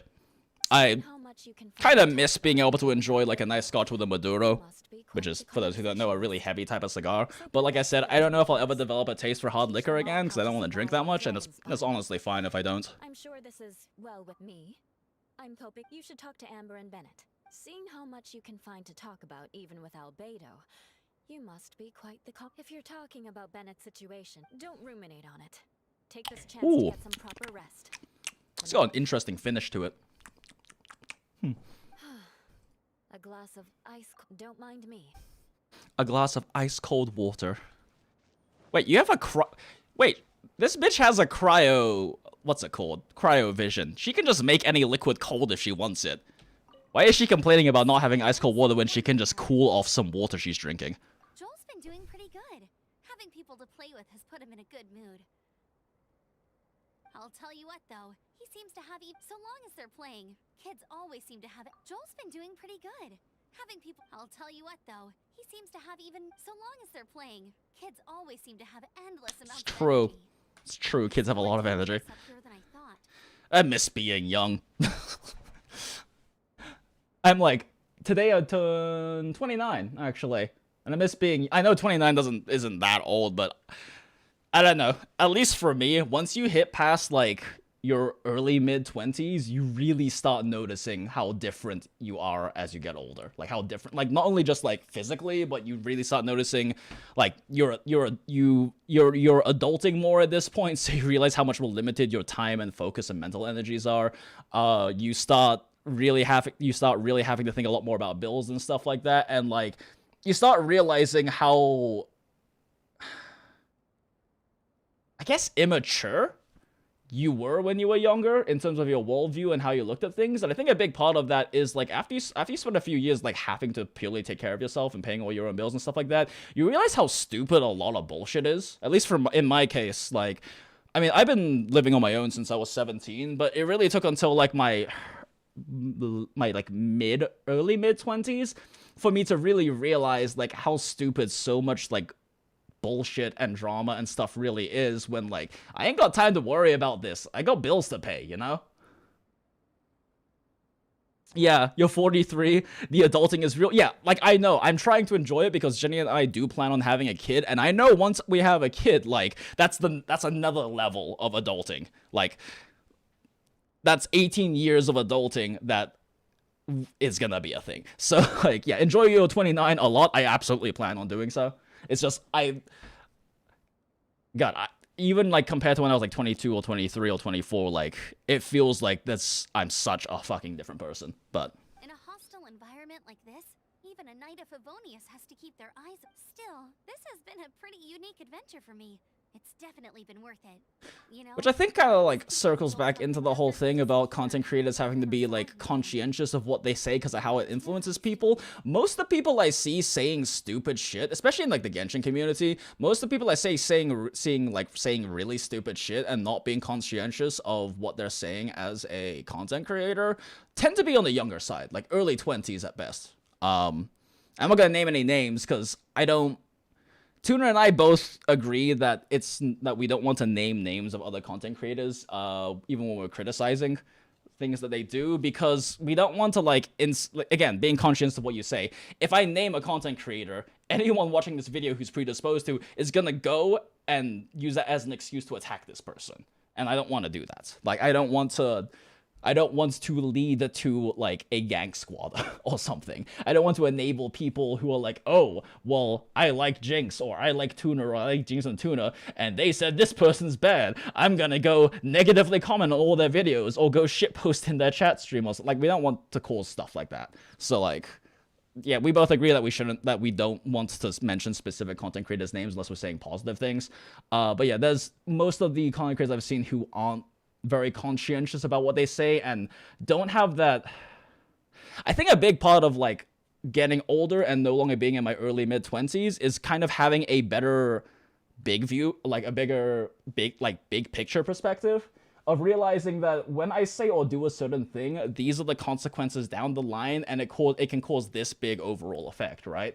That's something I didn't really have very strongly when I was in my early mid 20s, and like I think is a big part of the whole being conscientious about what you say sort of thing, because like, you know, saying, oh, it's just a joke, bro, like when you don't have that big picture thinking, yeah, it just seems like a joke to you, but you don't realize that joke is to anyone who is predisposed towards being hateful or attacking other people or just not being nice. Like you make like a racist joke, right? Or you make like a edgy, quote-unquote edgy dark joke or something, right?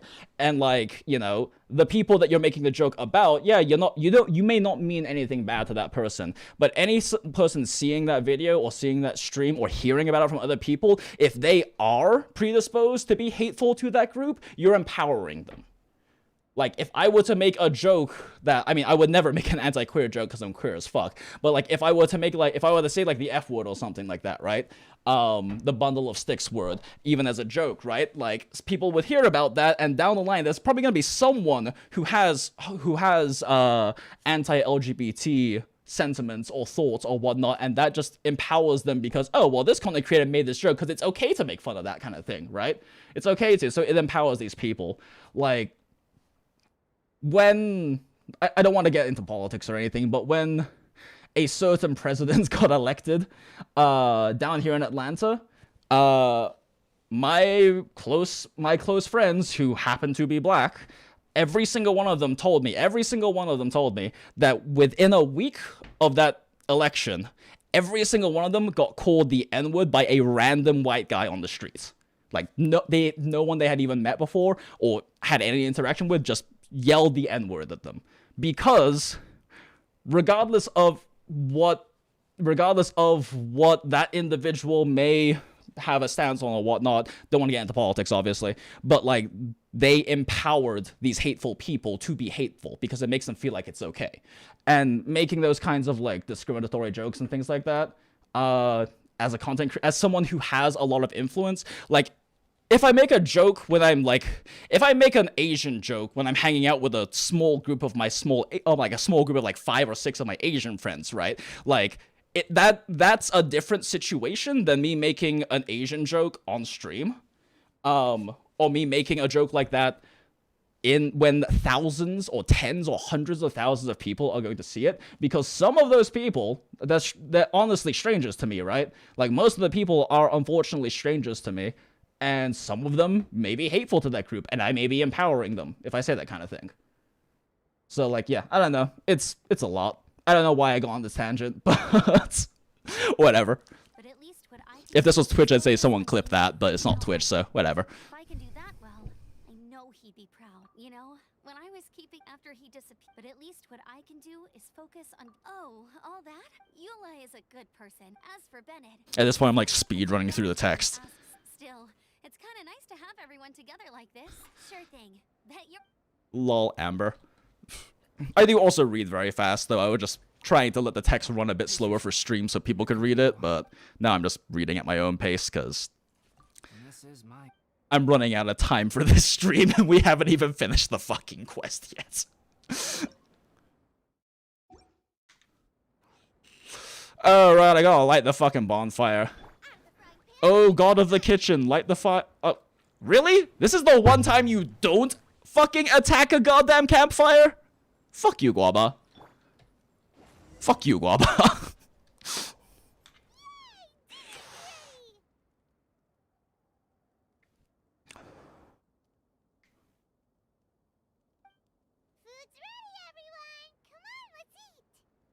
I made a few dishes based on some popular Mondstadt recipes. Please, help yourselves. Wow, smells great. Don't mind. Wait, don't steal all the fried vegetables. For me. So Eula likes fried vegetables, but cold beverages. Interesting. Albedo, you're too modest. These dishes are as good as anything you'd find in the top right. You made... Right? Paimon thinks so too. It's his lab manner that gives it away. Actually, that...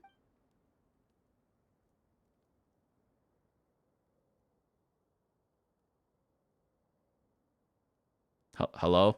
I'm so sleepy after all that. Oh god, did Albedo drug us? The way he's sleeping is so... alert. Oh, okay, no, it's just that Bennett is tired boy. This is also another reason Bennett is my spirit animal. He's a tired boy. I'm always a tired boy. Dad, no apples for me. Sticky honey roast. That's your favorite, isn't it, Amber? Sure is. Give me a sticky honey roast from Good Hunter. Oh, interesting. So Amber's favorite dish is a sticky honey roast, but Amber's signature dish is a burnt steak. Interesting. I used to take Eula to Good Hunter a lot back when we first met. Before long, Sarah would start cooking our usual orders as soon as she saw us coming. You mean God of the Stove? Yep. She said we ordered the same thing so Suddenly it often makes sense why Guaba always attacks the campfires. She also said that if everyone in Mondstadt ordered like we do, her job would be so... Always eating together. Aww, it's nice that you two are so close.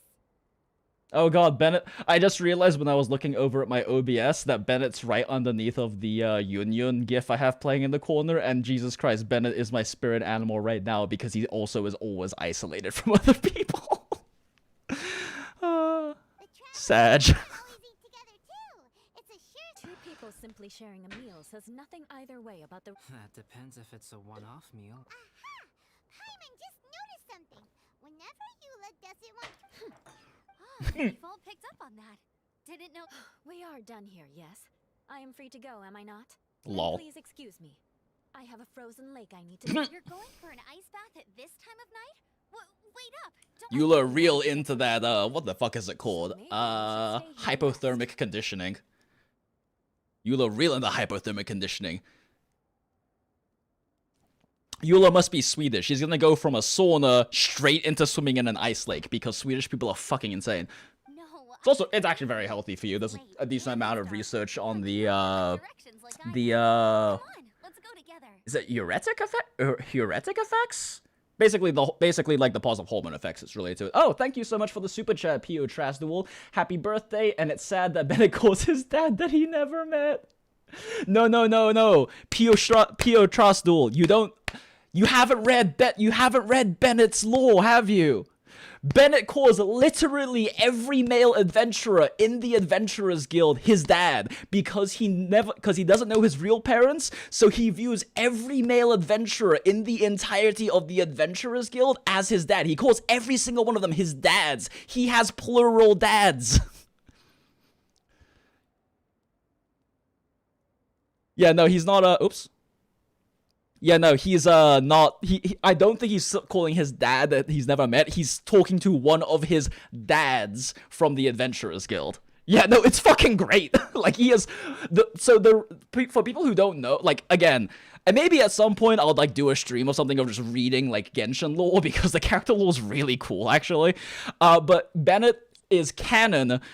The reason why he's adventuring so hard all the time is because he's trying to make money to help provide for the dads he has in the Adventurers Guild who are too old or too injured to work anymore. He's trying to provide for his adoptive family by adventuring. He's just really unlucky.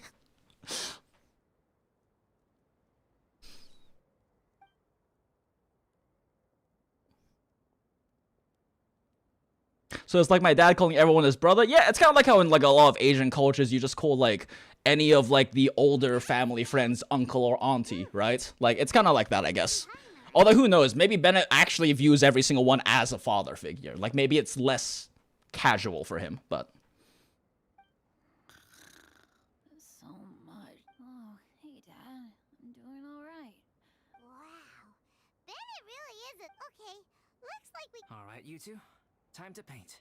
yeah, Bennett got found literally as a baby by an adventurer in the Adventurers Guild. So he views all of the older male adventurers as his dads. He literally has a Guts backstory. Have you decided what to paint? Like you even need... Sure. But we Okie dokie.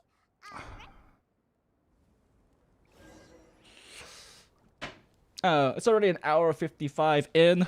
I'll probably do a 3-hour stream at this point. I was talking to my therapist last night, and she said since it's my birthday, it's fine for me to go over my screen time limit for today, just because it's my birthday and whatnot. So I might do a little bit of a longer stream today, we'll see. But, yeah. We're way behind schedule. I was honestly thinking I wouldn't even have enough content to like do for a 2-hour stream because I just had to do commissions and the rest of this event quest. But I've spent like 80% of this stream talking, so apparently I do have enough time. Oh, an elegant pose from Paimon. Oh my.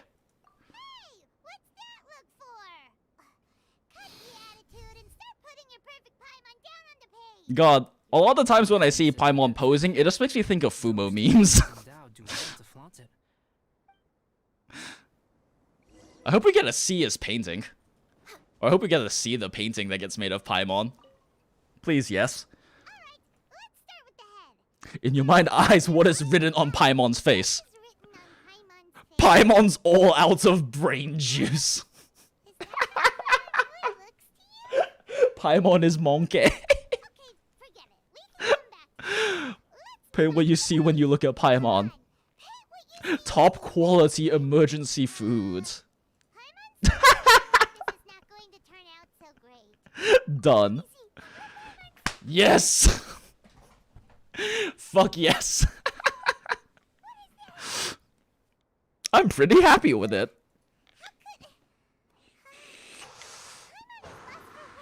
Fuck yes. The brushwork is smooth and the composition seems professional quality. You had no problems there. So what the heck happened with the face, huh? Explain that stupid expression. Explain it. Those boring, lifeless eyes. Where is the soul? Amazing. Traveler, have you previously received any education in the fine arts? No, but art comes from the heart.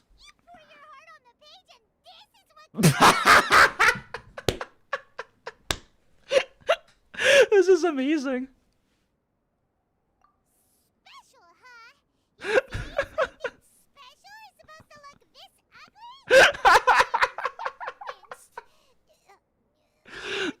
Paimon is struggling to come up with a comeback.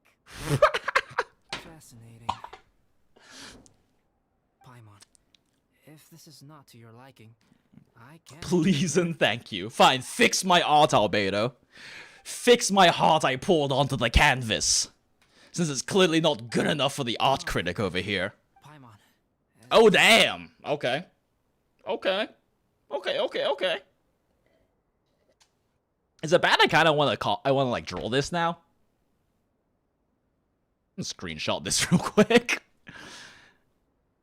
It's kind of a whim right now, but maybe I'll actually draw this for the fucking memes. Since I feel like maybe draw this for the meme. Maybe I'll end up drawing that for the meme of it. I don't know. I enjoy drawing. I just haven't done a lot of it lately. Paimon Mona Lisa. Oh my god. Mona Lisa. How have I never made that connection before?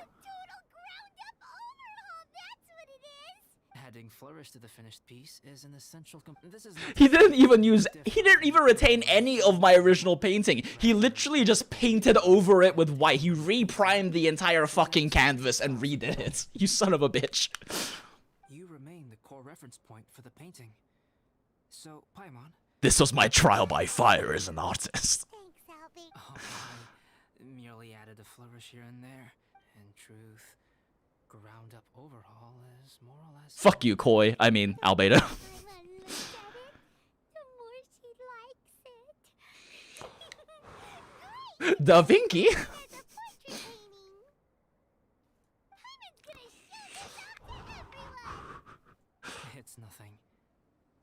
I can paint you. Dude, just hide icons? No, you don't get it. See, anytime I switch to the desktop screen, people rage and chat about it, which means I get more interactions, which means I get more SEO, which means I play more of the YouTube metagame. Honestly, I think it's a funny meme. I think it's funny anytime I switch to the desktop and people comment on it. I rarely entertain so many Oh, guests at my camp. there we go. Liveliness is a rare thing. Liveliness is a rare thing in drag. Yeah, because you live in a fucking mountain. Meet up with everyone. That feeling when hermits complain about being hermits. You chose to live up here.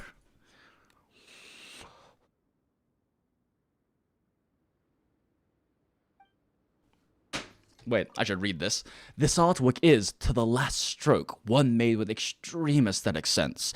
Paimon looks elegant and dignified, and she wears an enigmatic but romantic smile. Her upturned lips displaying a vast brilliance beyond human ken. Very pretty, of course, but this isn't the Paimon you know at all. I'm pretty sure I've heard a similar description of the Mona Lisa before, so I think it's likely that was the influence for this piece. I mean, honestly, yeah, posing wise, it's actually very similar. Pretty sure this is an intentional Mona Lisa nod. Whoops. Yeah, this is a very intentional Mona Lisa nod. If you lie on the grass, you Yep, it's the exact same pose. the world. All right, neat. Nito ni.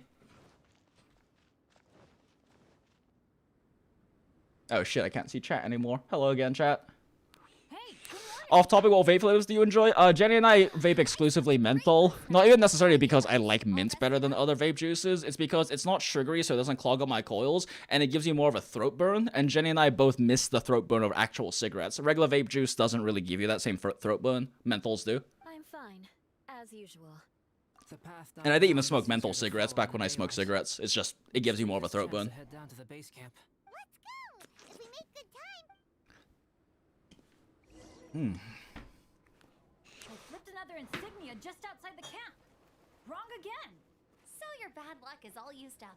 We'll be down the Don't fucking say that, Amber. My thoughts exactly. Why the fuck are you raising death flags?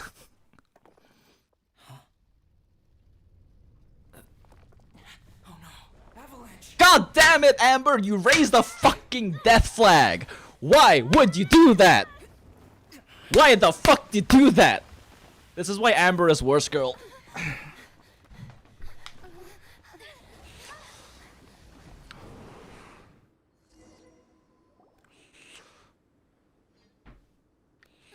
Traveler, Paimon, are you... Paimon's fine. Oh, that's good. My arm got a little scratched up. I'm okay, but I don't see the other two. God damn it, Amber. Afraid This is the your avalanche fault. may have pushed them You up. did this. They fell down? I think they're both robust enough to survive. I think they're both robust enough to Only survive the knocked fall. them unconscious. And they're lying. We have to get down there and rescue them. Okay, let's hang in there. Yeah, I guess the Pyro Archon isn't gonna save Bennett a second time. Which is another nod to his lore. Seriously, Bennett's lore is fucking great. Bennett and Fischl's. So I've read through like maybe 6 characters in like in-game lore. You know, when you so if you, in case you didn't know, when you friendship up characters, you get access to their story chapters. And like I think you need to get all 5, you need to get friendship 6 at least, I think. But like out of the 5 or 6 I've read, the best 2 are Fischl's and Bennett's. Because, and I don't want to spoil why Fischl's is so good, because maybe I'll just read it sometime, because like on a video or stream or something, because it's really good. But like, Fischl is not what you think she is, and what she actually is fucking fantastic. I'll just say that Fischl's lore does not go the way you think it does, and it's great how it goes. Bennett, are you okay? Shout if you can hear me. Bennett! A voice. Who? Bennett, is that you? Yeah, like I said, I'm not gonna spoil it, but everyone in chat who has read Fischl's backstory knows exactly what I'm talking about. Are you alright? I'm a little dizzy, but Thank goodness. Scared the life. If you're dizzy, sit and rest for. it's fine, really. It's fine, I've been through much worse. I'll be fine. Actual Giga Chad move. Wait, where's Albedo? Isn't he with Oh, you? what's that? Oh, I just got hit by an avalanche and fell down a fucking cliff. I'm fine, I'm just a little dizzy. It's not a big fucking deal. I thought he fell off the cliff with you. He still hasn't shown up? Bennett isn't like in a permanent concussion state. True, he should be punch drunk as fuck at this point. So Albedo can't be far away. Got it. LOL. I don't know, maybe I'll, like, in the future try to find time to, like, stream these events and stuff like that when they come in Genshin, because this has actually been really fun so far, like, drinking a beer and, like, reacting to the events and chatting with y'all about it. I used to think I didn't like streaming because I have a hard time, like, reading chat and playing the game at some time, but Looking in the right place. I feel like I'm coming to, like, a realization that that's not necessarily a bad way to stream. It's not, like, the typical way to stream where you, like, chat while also playing the game. But, like, I don't know. I enjoy, like, Not here. being able to... I enjoy, like, going back and forth between, like, talking to y'all and, like, actually playing the game. And I don't know, what do you guys think? Is that, like, not a quote-unquote good way to stream, or do y'all actually kind of enjoy it? Off we go. Is it fine? Because I've always kind of thought of that as, like, a bad way to stream, which is why I thought I was bad at streaming, but if that style is okay, then I'm enjoying myself right now. Not a trace. Genshin lore discussion with Tuner? Yes, we actually talked about this, like, in, like, month 2 or, like, 3 or 4 of the game, where, like, we wanted to have a stream where I read out Bennett's lore and he reads out Noelle's lore, because I haven't read Noelle's lore, but Tuner has told me it's also fantastic. So maybe we'll do something like that at some point. It might be fun. Nothing from me either. Strange. We didn't. Everyone! He's him. Albedo, fine.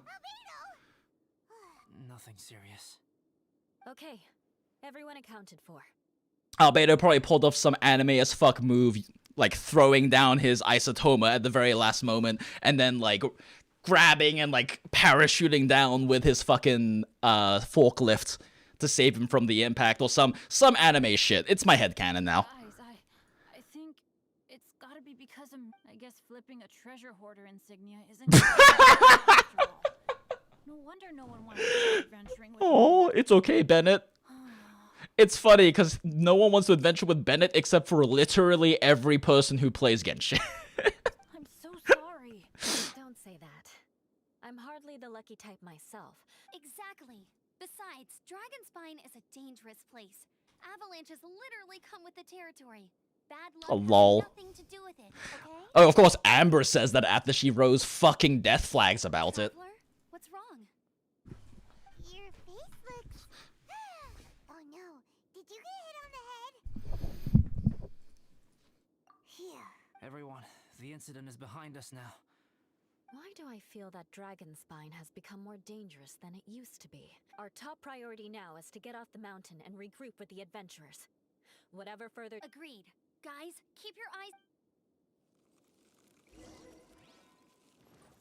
Oh god, Bennett's dying. Oh god, everyone's dying. Stand by the fire. Stand by the fire. Give me warmth. Oh, I'm dying again in a different way. This is the worst of both worlds.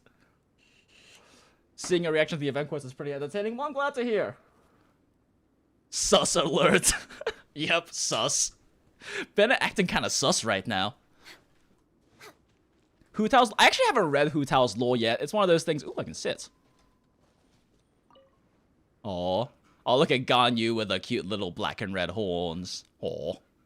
Aww.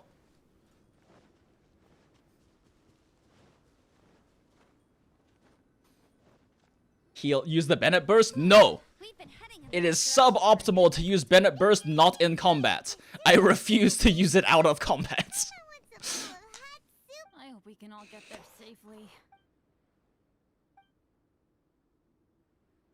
Hey, what's on your mind? You seem a little distracted.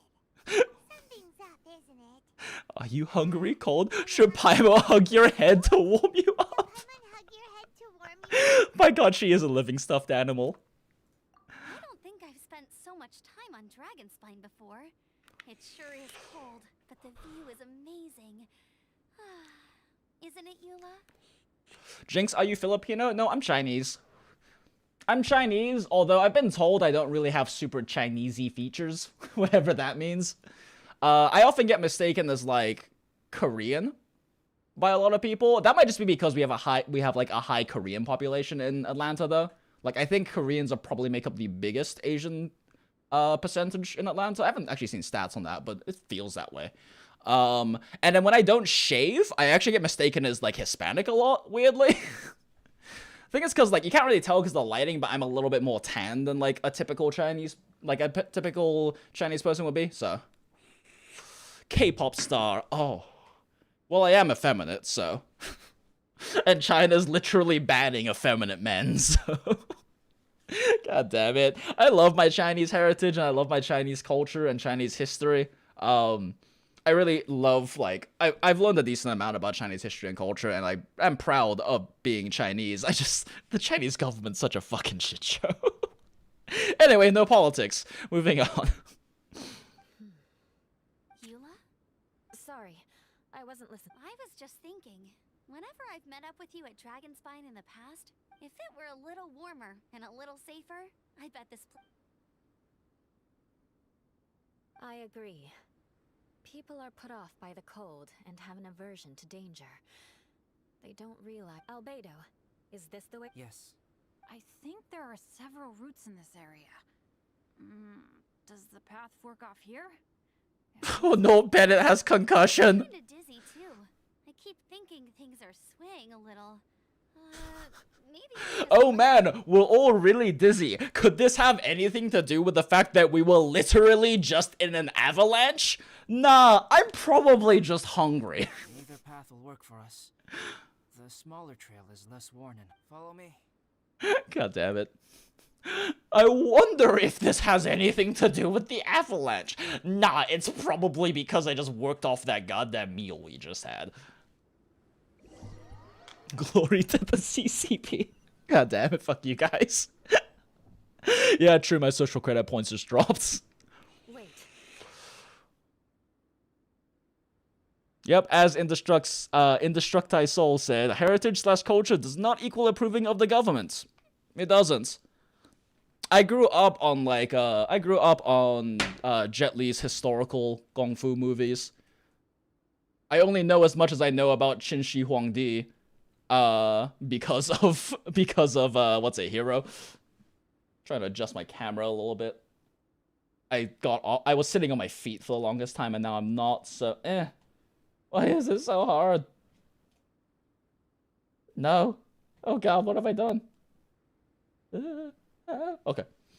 Is that good? It's probably good. That's fine. My hair is a little flary. Okay, there we go. That's better. Cool.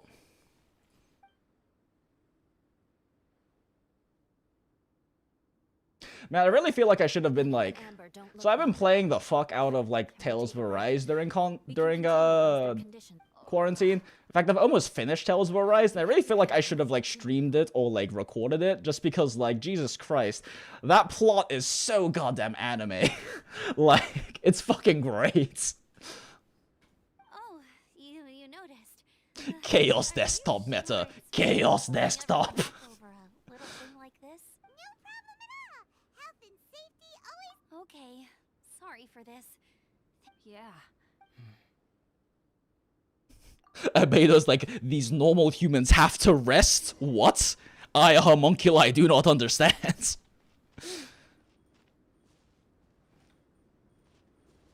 Bennett first. Because he best boy. Some water can help with the Have I killed the secret boss in Tales? No. I'm pretty sure helps too.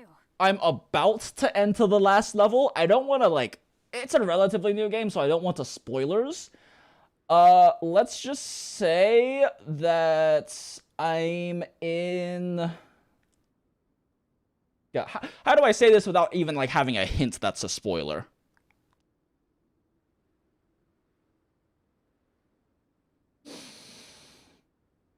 I don't really know how to, like, suggest what part of the game in... I'm probably in the final dungeon. I'm probably about to do the final dungeon. It is a JRPG, so this could be like a, oop, just kidding, there's another act afterwards thing, but I'm probably about to go do the final dungeon. I guess if it's any context, I'm like around, well, I don't want to say what level I'm at either, because that would kind of spoil based on like what level someone is, where in the plot they are, but like I'm probably about to do the final dungeon in it. Have I played Disco Elysium? Yes. I played like 6 to 8 hours of it, and then like... It's a great game. It's also, like, way too mentally exhausting for me. That, like, I was playing it when I was doing content creation full-time, and it just drained too many of my mental resources playing it, that it made it hard for me to work on videos the same day, so I kind of dropped it. I might pick it up again at some point, though. It's a really good game. Thank you, Bennett. Seems like you really... Well, When life gives you lemons, broken to broken. Stop pushing yourselves, both of you. Get some rest. Yula might come off as a little frosty, but she takes caring for her friends super Aw. seriously.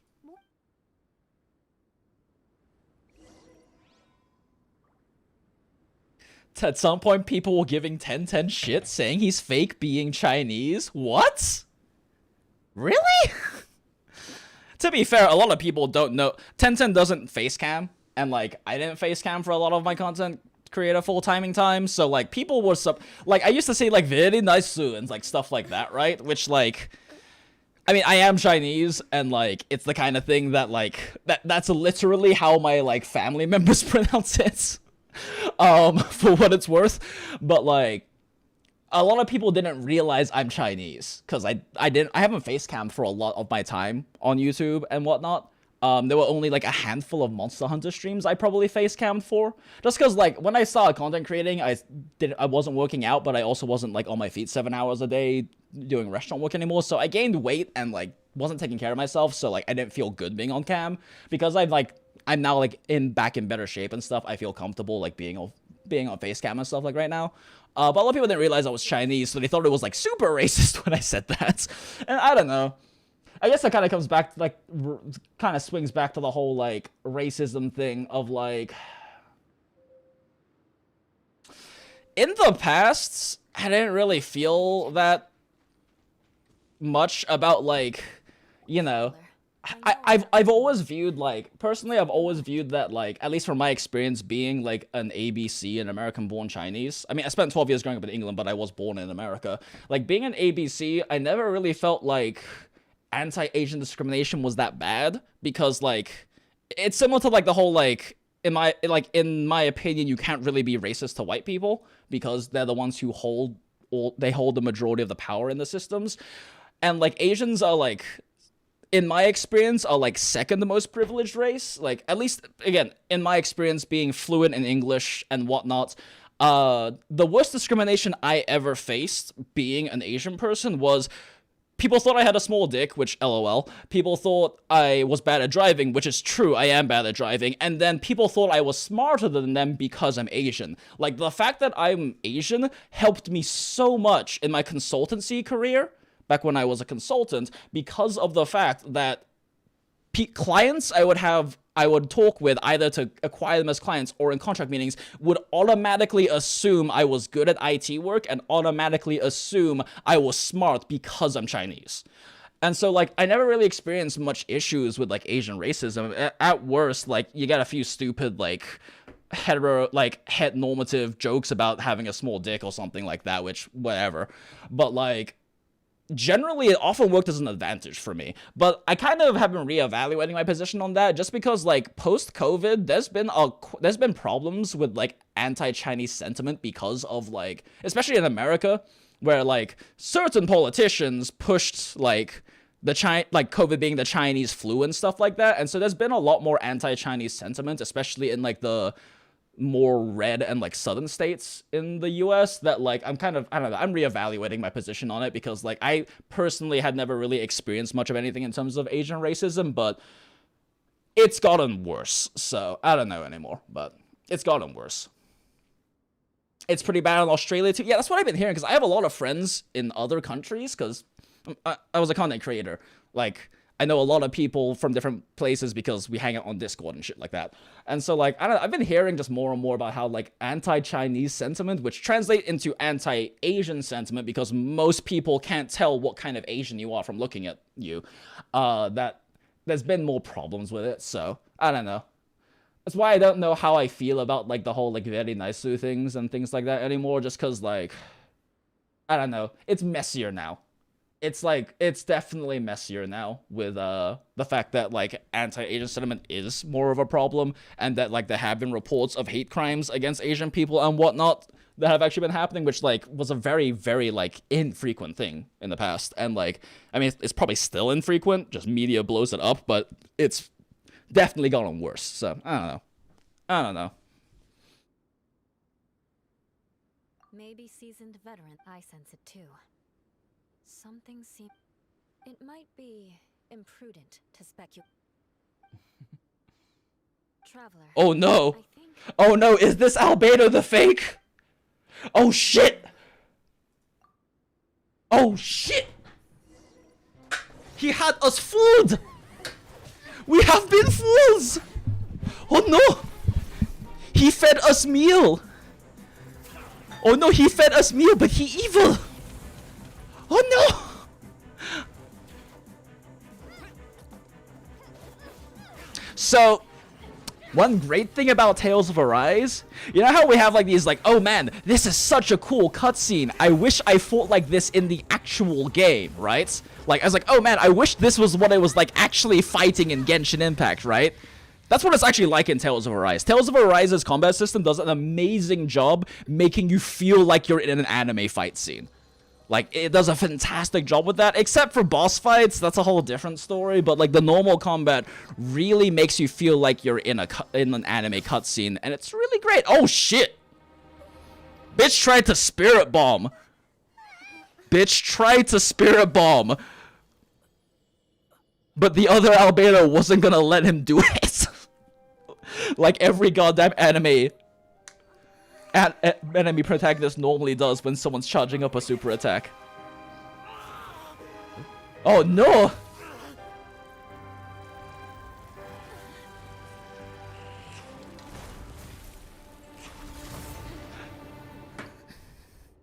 Oh shit. Is he cryo resistant? Is this gonna... Oh no, it's a cryo enemy. I'm going to cut this wheat down to size. Get them! Let's light it up! Let's light it up! Let's light it! I'm like not paying any attention because I know I won't die in that. Everybody stand! Born of ice and frost.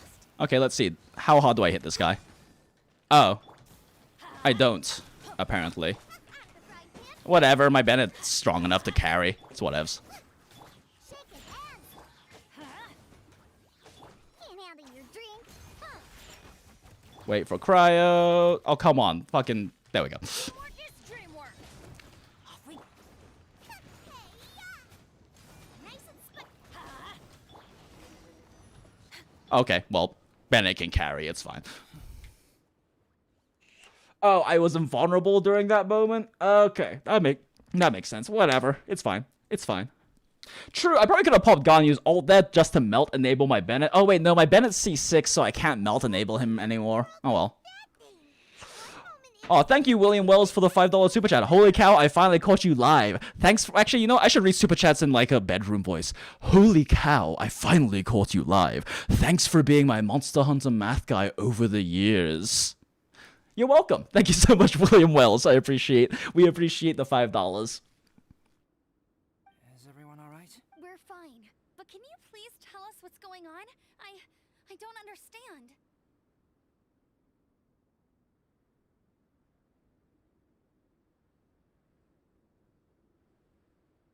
Sorry, was just checking something. Bop. Okay. Chaos desktop. I take it this monster is whom I had the... Correct. As you might have guessed, this... But can what? Not typically. But perhaps the dragon's blood seeped into the land. That How could that happen? Was kind of hoping it'd be a more difficult fight, but it's fine. Durin, the venomous dragon. If the Durin was an artificially created life form, it's in other words, this mountain. The avalanche. It must have been the work... Agreed. All the other troubles you faced on the way down could all... Right. I forgot all of... It's not inconceivable. But what was its purpose? Oh, Was it's it- smart whopper flower. It understand alchemy. Preliminary hypothesis. Smart whopper flower. Masters of mimicry, and those we encounter in the wild often appear in the vicinity of the plant. In other words, the whopper flower Huh. likely has an instinct to... That actually makes recognize a weird plant. amount of sense. It will disguise itself as another plant and infiltrate the group, hiding among them for cover. But Huh. when it It wanted to replace you and yes, maybe it created the Huh. avalanche to get rid of us. It was watching us the whole time. And when it saw that I had disappeared... Oh, okay, so the whopper flower didn't feed us food. That was actual Albedo. Okay, that makes sense. So when it approached and attacked... Huh. What was that? That is... Mile run? I don't like how much sense that makes. Perhaps. Or maybe it enjoyed posing as a human. And We're fortunate to have discovered it in time. I think the Traveler was the... Traveler, how could you tell? I want to know too. I had no idea the other guy was an imposter. They look... I see. It goes to show how difficult it is to impersonate a human. Interesting. To think that dragon spine...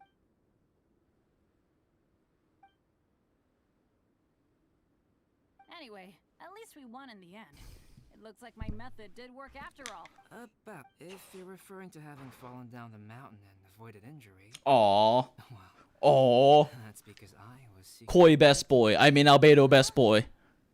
Go follow Koi down on Twitter. He's a shit poster. It's great. Okay. Yeah, let's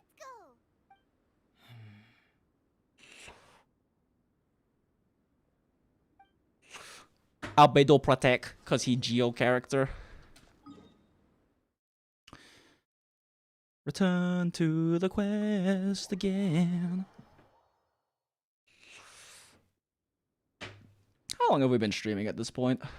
I'll probably hop off stream after this quest is done at this point, since we're probably getting close to 3 hours now. What are we at? We're at... Okay, why is this so hard? We're at 2 hours and 27 minutes. Okay. How does Ganyu with Venti work if you use it with Barbara? It's awkward. So, like, if you want to use Barbara instead of Mona, you have, instead, since you don't have the Hydro application from Mona, to work with that, you have to Hydro infuse the Venti ult and then Ganyu ult over it. So, like, you want to, normal attack something with Barbara to get the Hydro ore on them, then you Venti ult them, so then Venti's ult will be infused with Hydro, then you Ganyu ult over it. It's a lot weaker than Morgana is, though. But that being said, because of Barbara's Hydro application on contact with her E up, you can then E afterwards and then just walk up to things and melee range shotgun Ganyu in melee range and still like keep things frozen for your Blizzard Strayer bonus. So it can work, it's just not, it doesn't play the same as Morgana does. Holy shit, Osar Dremsmore, thank you so much for the $20. Your message says, or your super chat says, happy birthday. I'm committed to this now. Every super chat is going to be said in the bedroom voice. Yep, all good now. Nothing to worry about. Is a freeze comp for Ganyu worth without Mona? Yeah, freeze comp Barbara still works really well, and freeze comp Jinx works well too. You just have to learn animation cancels. Ever considered Bloodborne? Yeah, I play Bloodborne. So Absinthe.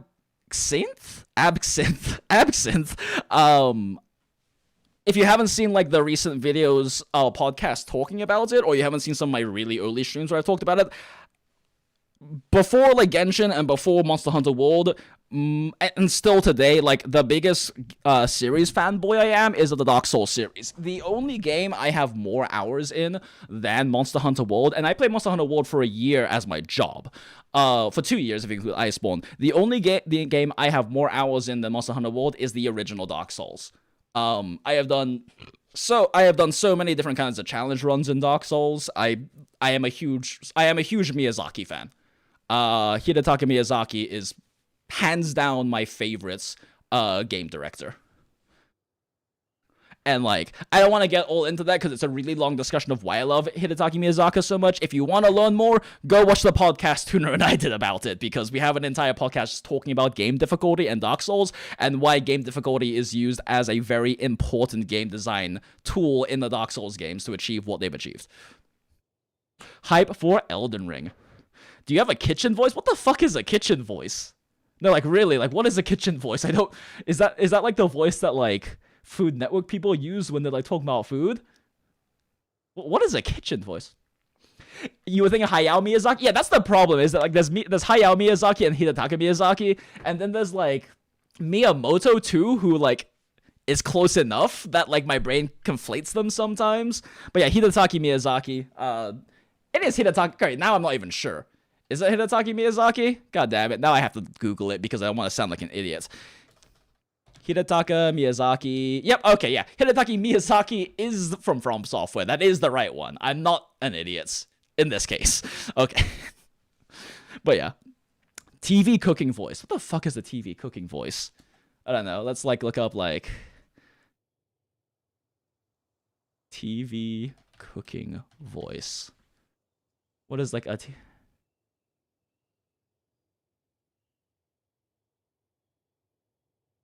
oh, wait, watching this shit's gonna get my stuff demonetized. Never mind. I don't know. I could probably do a TV kitchen voice. I just don't know what it is because I haven't watched a Food Network show or a cooking show in, like, 6 or 7 years.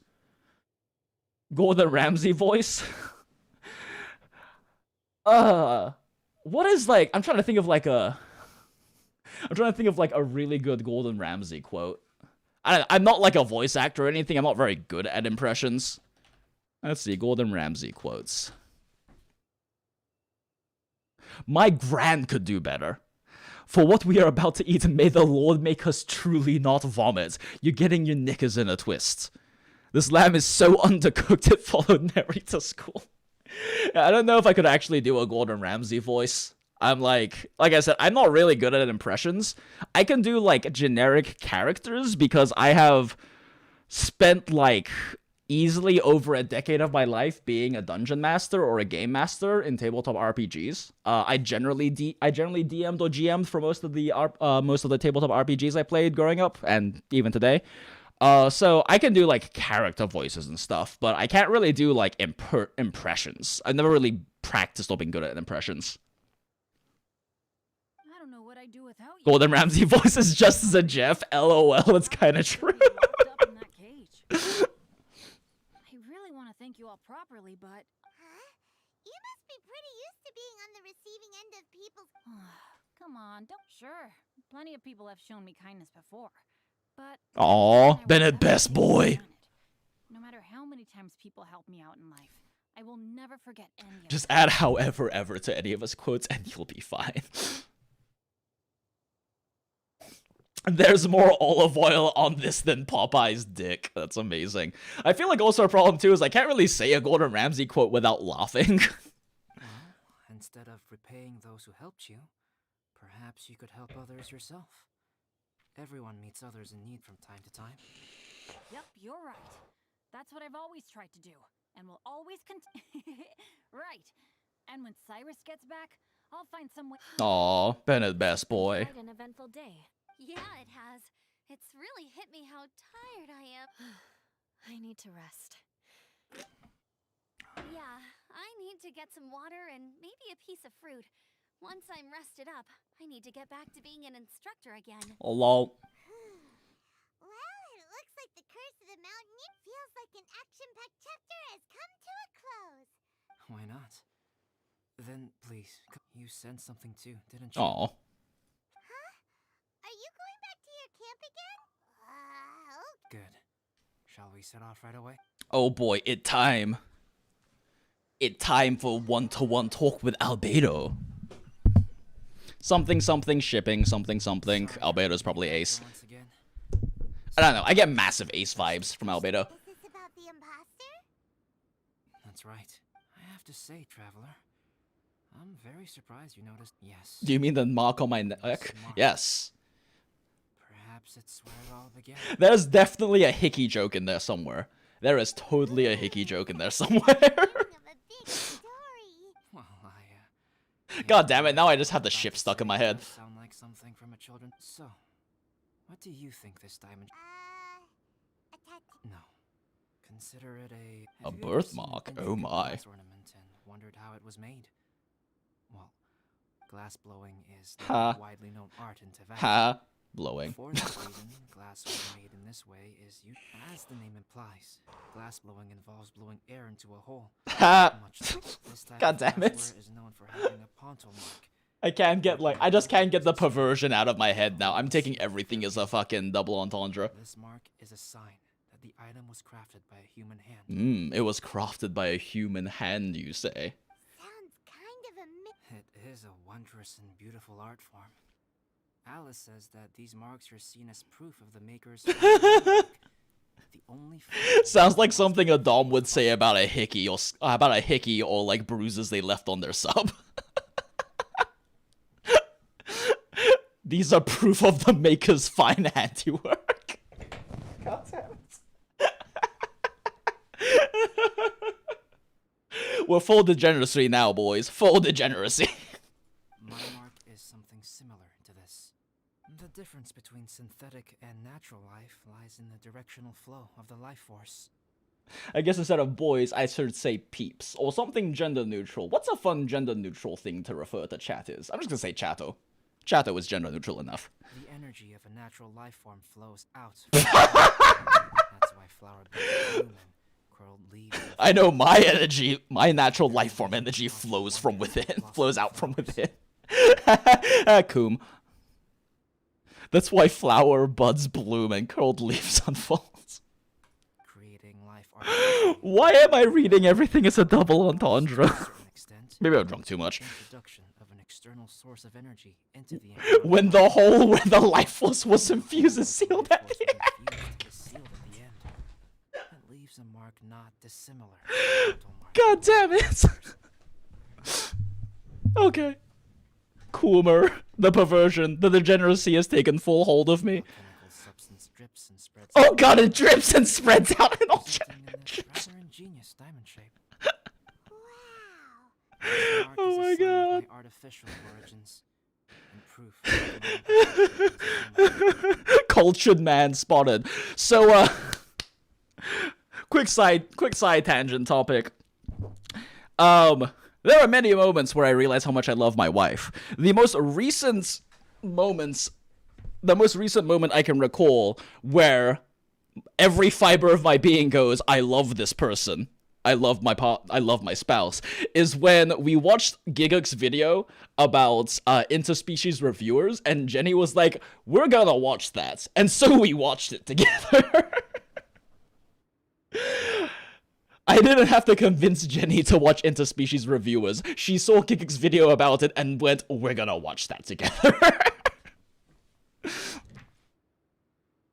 Pog indeed.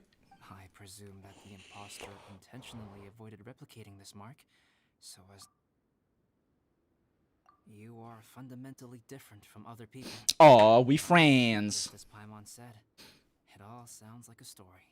The transcendent and miraculous are not the only things to which human beings aspire.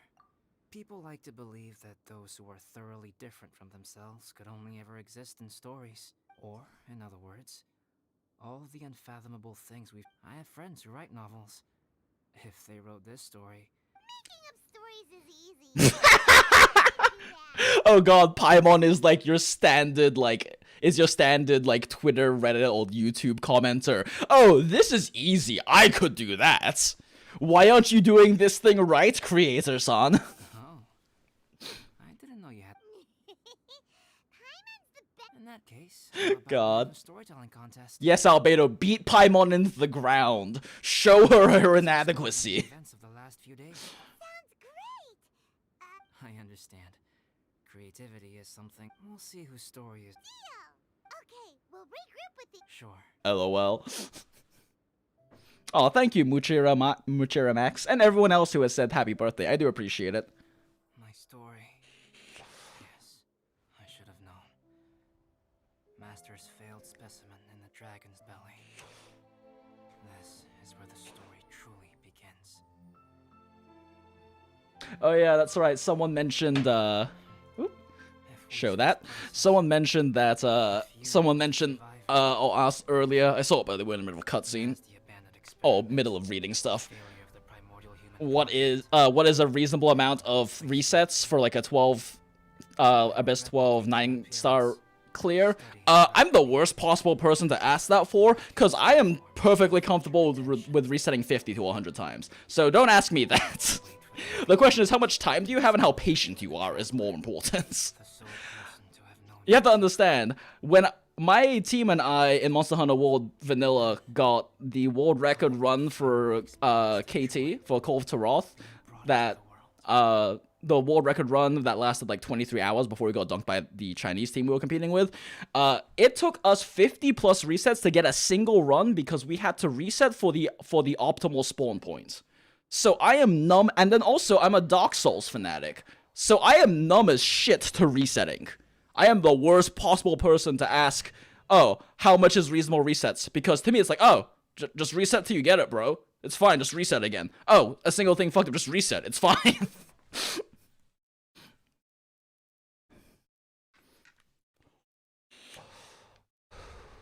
What is this? Oh, we got more event stuff to do. Oh boy. We fight in the boy. So is this just like a boss fighting quest? Okay, well I guess we'll switch to Hu Tao for this then, because Ganyu's not gonna be great here. Oh, right, I was running a meme. Do I still want to run a meme? Let's run less of a meme. Let's run like an actual team.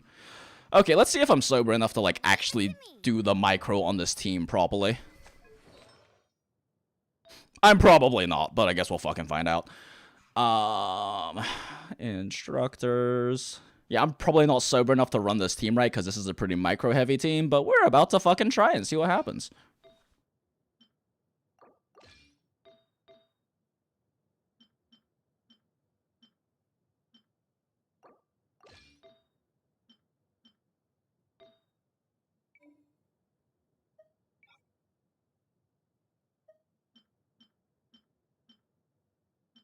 I guess none of these stats really matter for her, do they? I can just grab a random elemental. Oh, wait, no, I need crit rate, right? I should grab a high crit rate piece. Because she's running Fav Bow. I mean, honestly, like, fucking with her ult, 10% crit rate's enough, but still, more consistency this way. Does Sucrose have the right set on? Excuse me. Whew.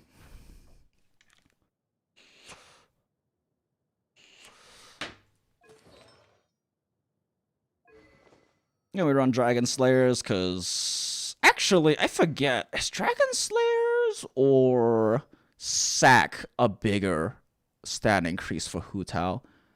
It's probably Sack. How much is her EM sharing again? 20%. So that's 40 extra EM. That's actually a decent amount. What's my Hu Tao's EM? Oh, I'm already at 344, though. It's probably TTDS. It's probably TTDS, honestly. Yeah, let's go with TTDS. Might Hu Tao have the right set on? I don't think so. Holy shit, she does. Wait, is this the right set? No, that's not the right one. That's the right one. That is also not the right one. Which one was the right one again? I forget. Shit. Whatever, that's good enough. It's fine. That's right. Wait, is that right? Yeah, that's right. That's my other HP percent one. Okay. That's right. And that's right. I guess we'll run Dragon's Bane instead of Homa just because I feel dirty using 5-star weapons on stream. It just feels dirty for some reason. I don't want people to be like, oh, well, you only got that because you have the thing, blah, blah, blah. In fact, you know, Dragon's Bane R5 is still really good. Let's switch off to, like... Let's switch off to Deathmatch, because it's an R1, and anyone who gets Battle Pass can get a Deathmatch.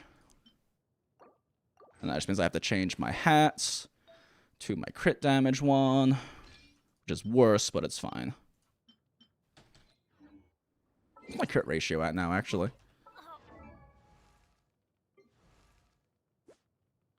Okay, yeah, that works. Alright, let's play a game. Is Jinx sober enough to do this rotation properly? Is Jinx sober enough to remember to switch to parties? Apparently.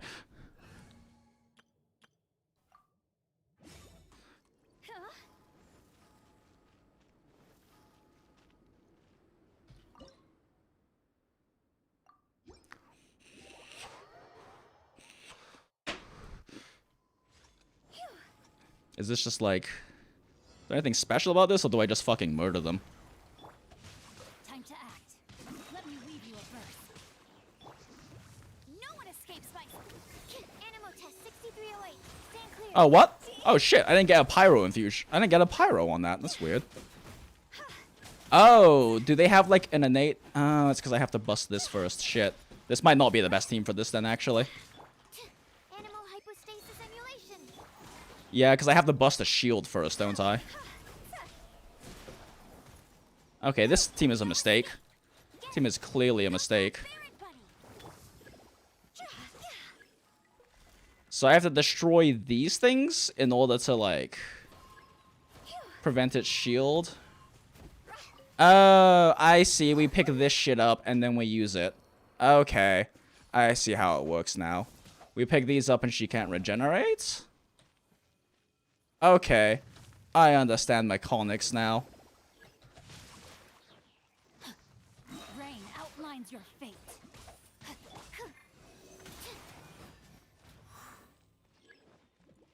Pick up the Fellflower. Where the fuck is the Fellflower? Okay, pick up this stuff. Gotcha, and it stops the shield from regenerating. Gotcha. Okay. Okay, I understand mechanics now.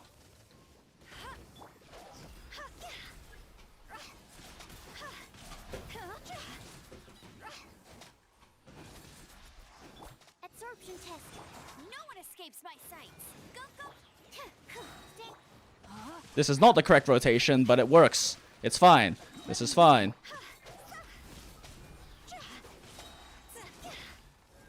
It's fine. This is fine. Okay, yeah, this is not a good comp for this. I need, like, a good double pyro for this.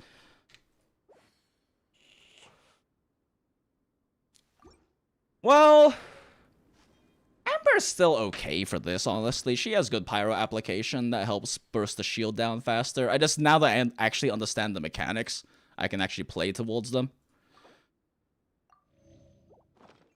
Clee time? Nah, fuck it.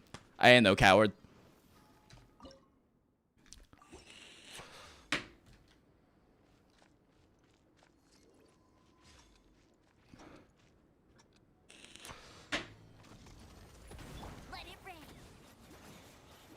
Did they pop this too early? Nope, we're good.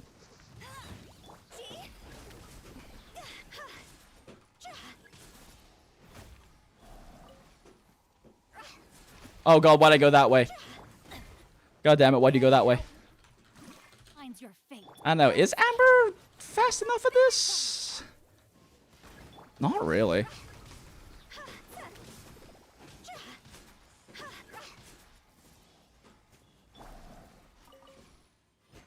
Absorption test. Let it rain. Yeah, Amber's really not that fast at doing this. I gotta pick up the flowers again. Yeah, this is not the best team for this. It just doesn't have enough pyro application. Escapes my sights.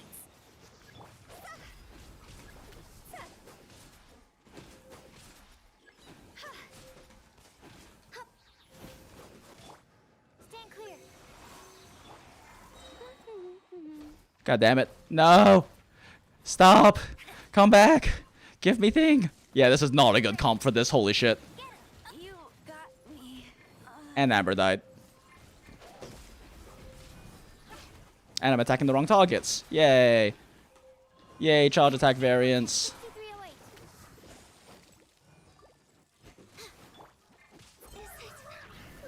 Yeah, this is let's not use this team for this. Not good. Let's not use this team for this. How the fuck do I exit? Can I exit? Is exiting a thing? Teleport disabled. Do I just need to like fucking int? How the fuck do I leave this thing? Whatever, we'll just die. Oh, thank you, Luda Reynoso for the $5. Happy birthday, Jinx. Your video has always meant a lot to me. You and Tuna were my favorite YouTubers. Question, who your favorite Genshin character lore-wise? Lore-wise, probably Bennett, but I haven't read Hootao's. I haven't read Hootao's lore yet. Otherwise, it'd probably be Hootao. But, I haven't read her lore, so I can't say that for certain. But my favorite actual character, just like, you know, in terms of, like, personality and all that stuff, is definitely Hootao. Favorite character, like, actual power level-wise and stuff is probably Ganyu. Or Venti, but Venti's Venti. Is that Elegy, Amber? Nah, it's not. Alright, we run different team because this team is actually fucking garbage for fighting this guy. It just doesn't have the pyro application I need to actually bust that shield fast. And then the stamina drain is also problematic. How the fuck do I leave co-op mode? There we go. So I can actually switch teams. You don't use pyro to break the shields though, you just kill the lanterns? You know, that makes sense, but fuck it. We're going for like, fuck you shield team now. Let's see. I refuse to play Klee, though. That's the only problem. Honestly, probably just National team is the best for this. But National's boring. So, let's play Child Vape. Shit, what's my child set look like? Oh, it's complete garbage. I haven't used this guy in so long. I have no idea what he's running gear-wise. Son of a bitch. I know I need to run double hydro, because I have good hydro pieces, but other than that... Why the fuck are you running that shit? Attack percent. This is probably my best attack percent piece for him. It's either that. No, it's probably Lava Walkers, because he's already got Viridescent on him. I'm too lazy to, like, actually wait for Genshin Optimizer to, like, fully patch through right now, so we're doing this instead. Actually, I just realized I have a good quad hydro set now, don't I? Yeah, this is actually a good quad hydro set. Fuck it. We actually run 4 HOD. Okay. Xiangling is probably a bit overstacked on crit, but it's fine. Switch her to catch, and that makes up for the ER. That makes up for the crit rate issues. She doesn't need that much ER though. But I don't have an EM Sans for this set yet. And I don't have a Pyro for this either. God, this is too much EM. Maybe switch to Attack Sans then? Sure. Do I just want to drop the set bonus? Nah, I need the set bonus. And again, I have a good witch set. Fuck it, I'm too lazy to worry about this. Let's go. Fuck it. Ikaza. PP team is boss? Yeah, but I refuse to use PP on principle. Plus, I haven't played a child team in like 5-6 months, so I might as well just for fun. Klee's best team, reverse melt, or if you have C6 Jingcho, vape. But only if you have C6 Jingcho.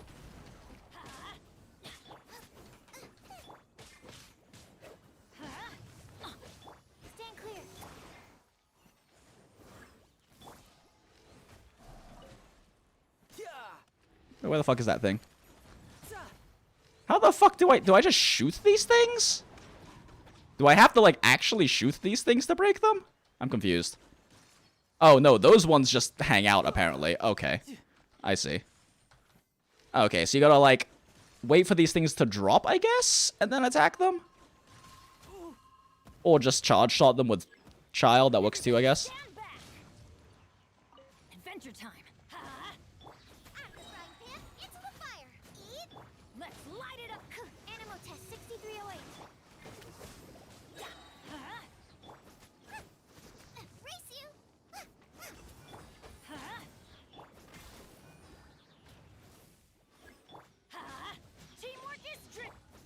Yeah, I know this is super suboptimal already. I need to, like, actually focus more on... Yeah, it seems like this is more of a mechanics-heavy one where you're supposed to focus on picking these things up and breaking these things than actually just, like, DPSing. How the fuck do I... Okay, I'm just gonna shoot them. Fuck this.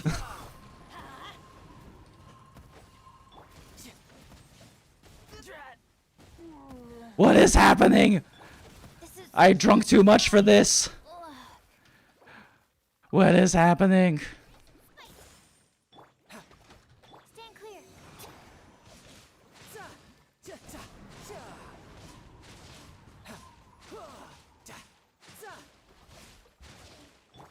Animal test 60. Race you, Boba. Oh, I thought I dodged that. Sad. Fuck it, just kill them with swirls. Nice and spicy. This is so scuff, I hate it.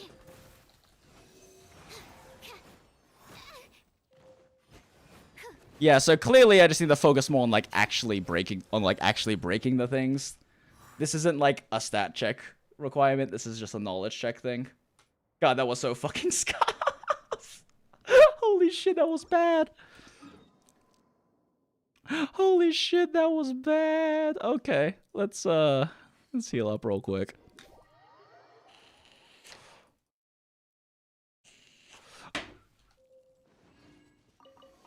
Mono Pyroclee is the only cleave. Yeah, pure Pyroclee is good. I just still think reverse melt is better, but...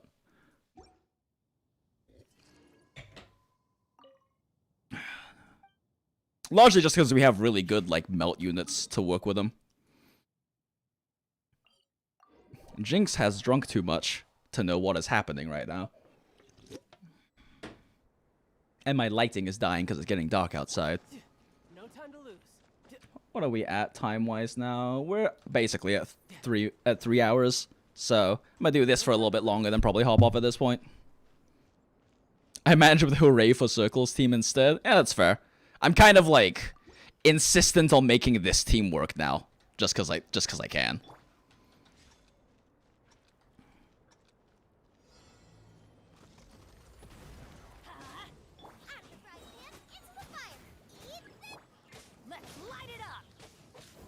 God, I have to pay attention to things around me.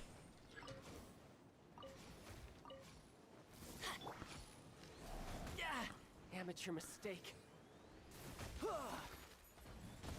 You motherfucker. Yeah, I'm having a hard time paying attention to things right now, for sure.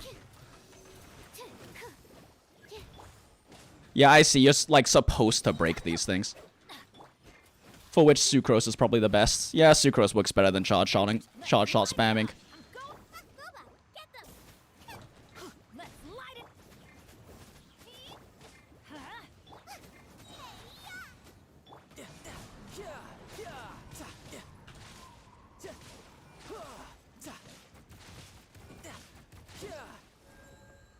Yeah, okay, I see how the strat works now. It really is just focus on breaking those things. Okay. Well, good thing I have Sucrose. I don't even have to aim with her. I just spam normal attacks near the thing and it breaks. Okay, I see. It really is just kill those things. Cool. We kill things then.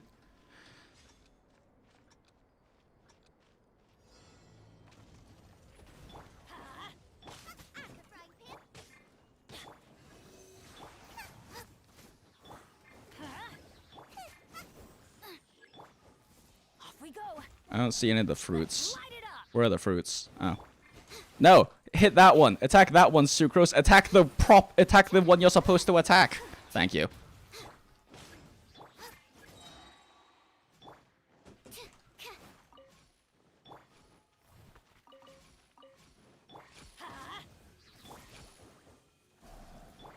Alright, where's the thing to attack? Where'd the thing go in? Oh shit, so there. Honestly, at this point, I think it'd be more efficient to, like, actually do some pyro to him while I'm waiting.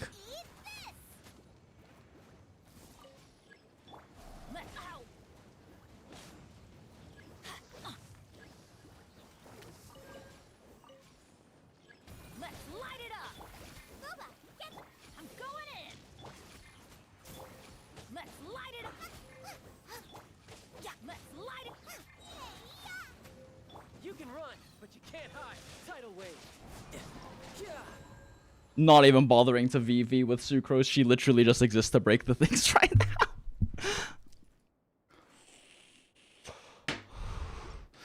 Yeah, honestly, I should probably just run Favlance on Xiangling.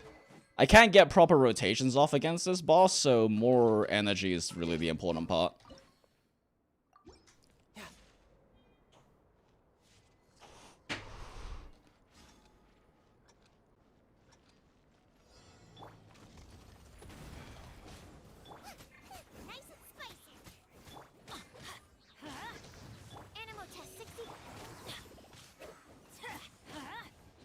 Where are the things? There's the thing.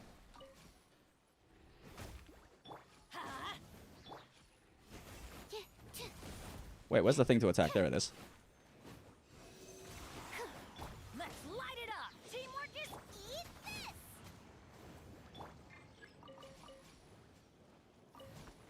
Adventure time. While I don't mind this kind of like...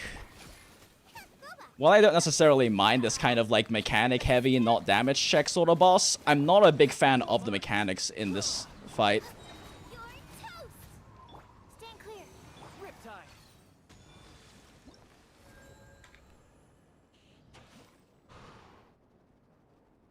Okay, let's make a comp specifically optimized for this fight.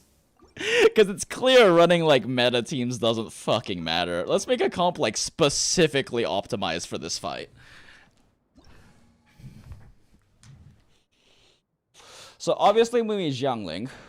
We need another Pyro Buster that has ideally an AoE circle setup is good. We probably want Fischl, because Fischl can just constantly burn gauge through superconduct off of turreting. I can't reliably infuse Sucrose ult though, so that's probably a no-go. Venti Animo doesn't do enough gauge damage. Zhongli or Albedo might actually work. I basically just want, like, Xiangling plus as many fucking turrets as possible, and then one character to, like, shoot down the, flying things. I don't know, what other turret characters? Albedo might actually work here. I can shoot down things with Fischl, right? And give him, like, an actual set.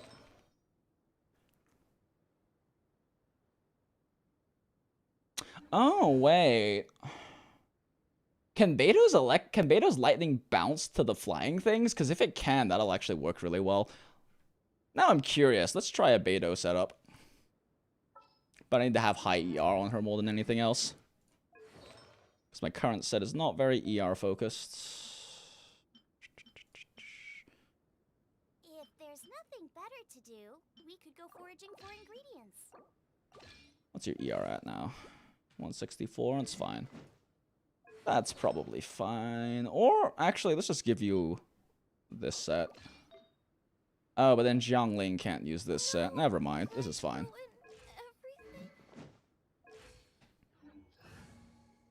Yeah, I'm curious how this will work, because if Beto's ult can bounce onto the flying things, that'll kill them just, like, naturally as a part of her rotation. Yeah, fuck it, let's try this. Let's see what happens. Oh, Xiangling's dead.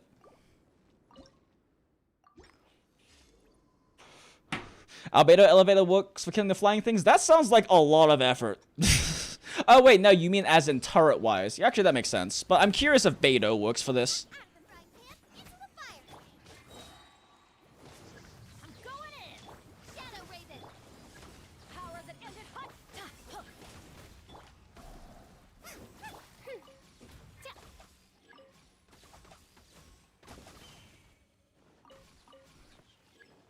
Does this work? Is this doing anything?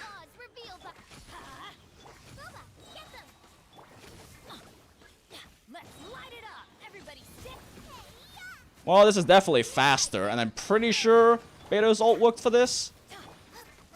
Although clearly I need to run a 4 TF Bennett for this. Just to burst down this stage a little bit faster. Yeah, okay, we're running... Okay. I hate to admit this, but I think 4 TF Bennett might be the meta comp for this. Just because it seems like Beto's C2 plus C2 ult is definitely like shredding those things, flying things for me without having to think about it. Alright, Bennett, it's time. We 4 TF. It is the time. It is time for 4 TF Bennett. This is the thing and I hate it. Adventure team, assemble! This is probably good enough. I need Beto to actually do damage, so... Or not.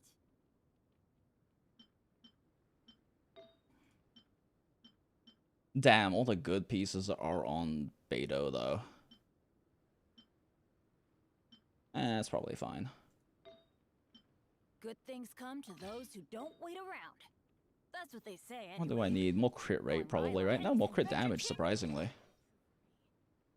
Oh, wait, no, this is a crit rate piece. I'm a fucking idiot. Alright, let's see. Crit rate. I need a high ER crit rate piece. I think 14.2 might be my highest. Or not. Yeah, I think 14.2 is my highest. What's I put my ER at? 146. Well, I switch to Festering Desire for this. Or I could Sting. Will I have enough energy if I Sting? Probably. It's 4 TF, Bennett.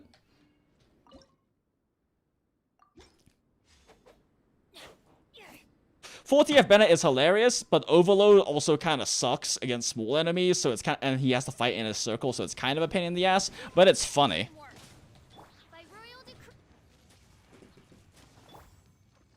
Oh my god, the sound died. None of my characters are saying anything. What the fuck?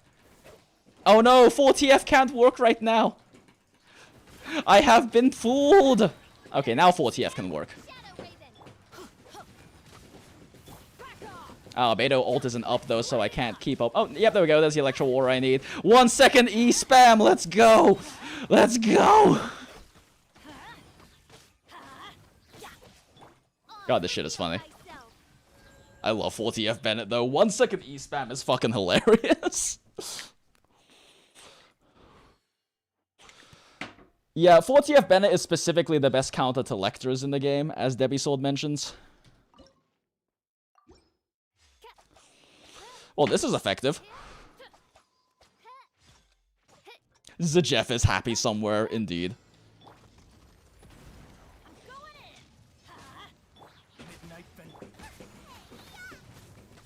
I should probably Beto first, actually, because I'll get more energy from the,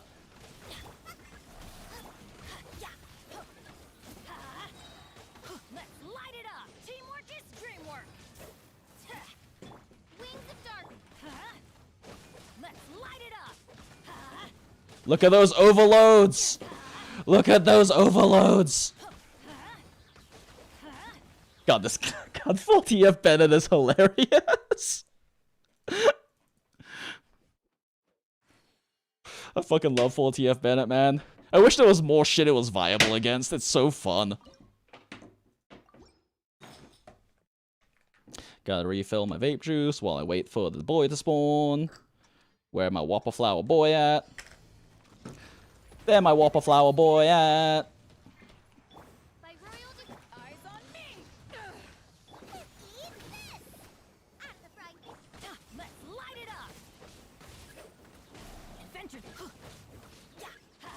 Fuck picking up the flowers! Kill him before they can regenerate!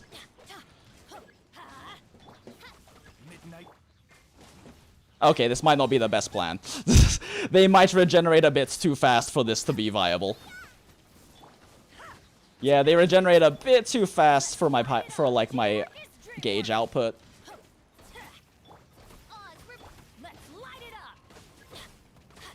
Or do they? Or do they?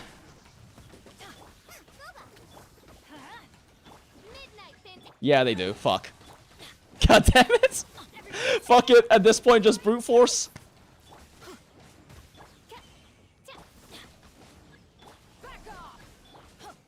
Just brute force him. He'll die eventually.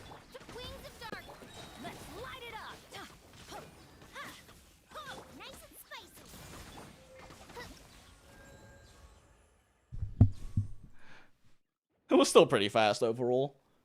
But yeah, I should probably pick up the things while like Fischl normal attacking.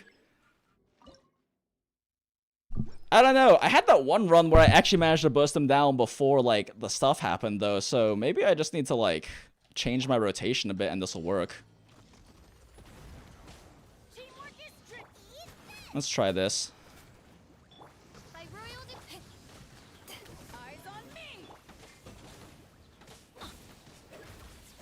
I think I can actually manage to get it for 4. As long as I keep Fischl up. Yep, I can get it without even worrying about the fruits. There's enough application. This is great.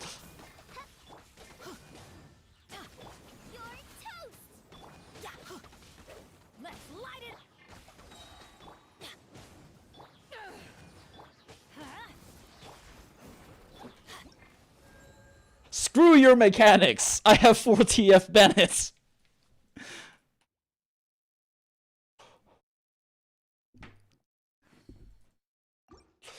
Genshin designers, make neat mechanic in game. Jinx, fuck you, I have 4TF Bennett. I also burned my ult early on accident, so this will be interesting.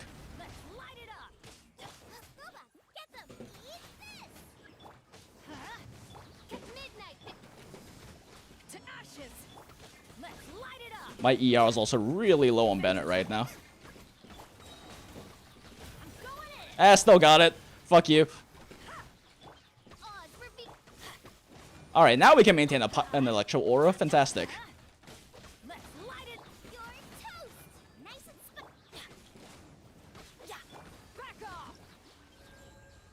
LOL.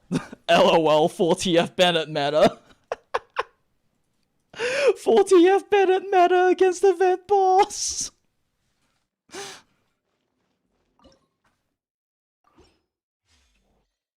Forty F Bennett go burr indeed.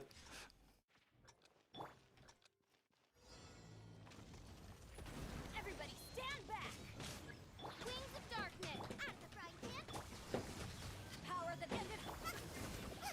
Eat this!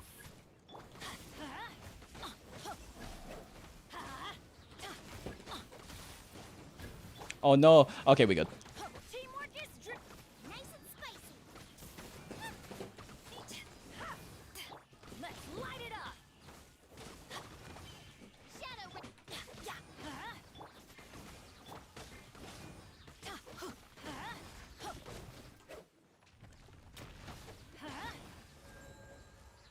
God damn, the 29... Was that a 29k overload off my Bennett? Oh wait, that's right. I totally fucking forgot. TF Bennett actually prefers running an EM helmet. I forgot that's actually... It's mathematically better to run a good EM helmet. Okay. We do bigger number. Bigger number. Which one do I run, though? 14% CR? It's not bad. This one's more attack, though. Let's run this one. 40F Bennett. 643 EM. We go burr. Would 40F Bennett be meta if Overlord wouldn't send everyone flying? Yeah, exactly. That's the main issue with it, is that it's hard to fight in Bennett's circle against non-hyper armor enemies. Because you just knock them about. I wonder, can I parry this? Oh, I can. Neat. Everybody stand back! You're toast! At the frying pan! My royal... Eyes on me. Back off.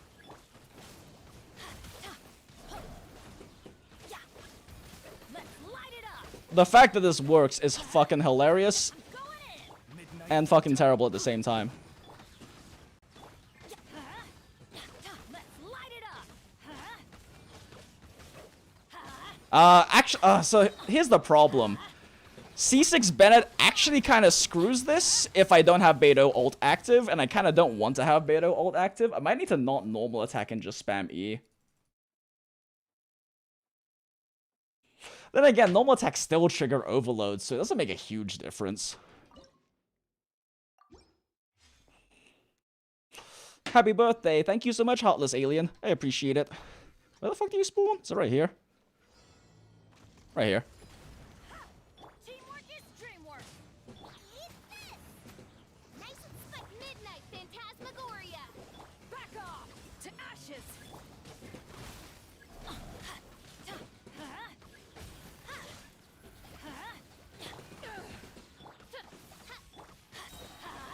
Everybody stand! My royal...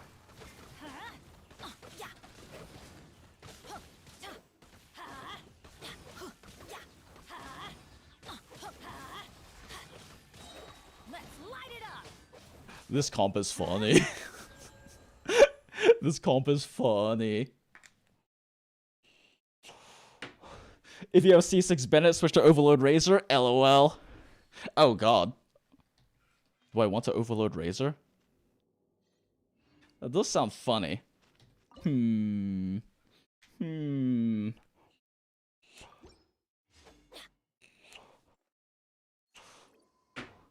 Who would I sub out, though? Ow. Where did that come from? Kinda need Beidou for this. I don't really need Xiangling for this team, though. It's too late. Do it next time. Shadow Raven! Wait! Can we Sunfire Gene this? Oh shit, we can Sunfire Gene this. Let's light it up. Oh my god, we can Sunfire Gene this. Yes. Yes, we have to now. Stand back! Kazuha, get them! See, for those of you who don't know, this is what theorycrafters do We know what meta teams are, and meta teams are boring, so we work out really stupid comps that work off of really obscure game mechanics to run instead. So I'm gonna run Sunfire Gene for this. I want to see how good it's gonna be. Self-Overload Razor works because Bennett... Oh, shit. Wait. Can we run Sunfire Overload Razor? Okay, we're finding out. We're gonna see if this works. No one's joined me on an adventure in ages. We're going to see if this works or not. Where the fuck is my razor? Gene.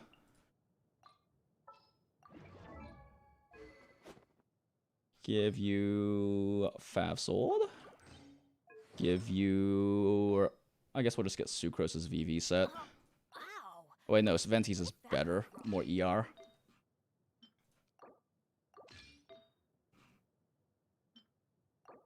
She's not level 90, so her swirls won't hit that hard, because it's a huge damage increase to get levels, but it's fine. What's your crit rate at? Is it high enough? 21%. Let's go find some treasure. Do I have higher ER in any of these pieces? Or higher crit rate? This crit rate's probably more important than ER. That's 8.2. What's this one? Okay, yeah, that's better. Benny's adventure team. We'll just switch to both of these, get a higher crit rate going. Yeah, that's better. Okay, we have that. I literally don't give a fuck what Razor runs. He exists for the meme. In fact, does he exist for the meme? Let's just give him Rain Slasher for EM. That should be fine. And then just like an ER set, I guess. God, I'm gonna have to fix all of my fucking sets after this, but I don't care. It's worth it for the meme. Come on. Where the fuck is Emblem? There it is. I'll just give him a random emblem set. It's fine. Doesn't really need anything special. Benny's adventure team, assemble! As long as he has ER, it doesn't really matter. Or not. Actually, does he even need ER? Probably not, but let's run it to be safe. Let's run a random EM goblet. Ideally one with high... I guess I have to run this one. I don't really have that many EM goblets. Okay, let's see if this works.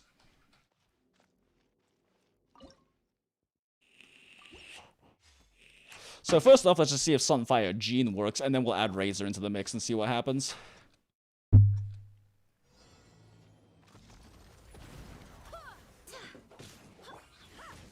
Ah, I fucked up. Gene! No! My Gene ult isn't up! I just want the Gene ult to be up!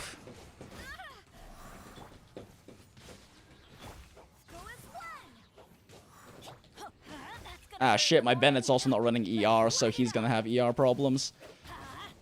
Okay, here's the plan. We get ults up, and then I fix sets. Ah, fuck it, let's see if this works. Oh my god, it works! Sunfire Gene works! Okay, let's add Razor in. What am I swirling? Oh my god, I'm swirling both. The meme works. Let's light it up. I actually don't know if I'm I think I'm just swirling Electro, but that's fine. Yeah, I think I'm just swirling Electro, but that's also fine. Okay. How do I do this? I like leave single player and it ends the event, right? Yep, okay, cool.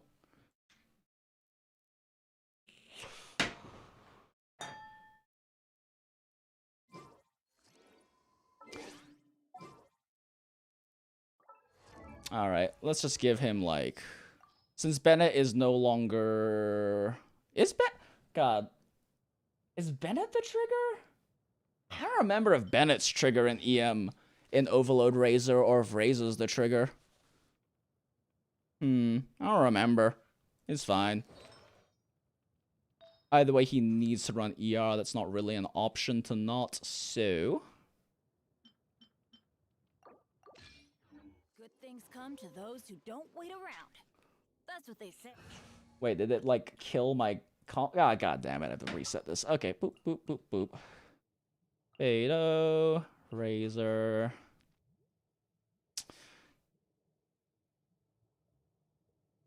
Wait, whoop, wrong one. Jean, Bennett. Ready for anything.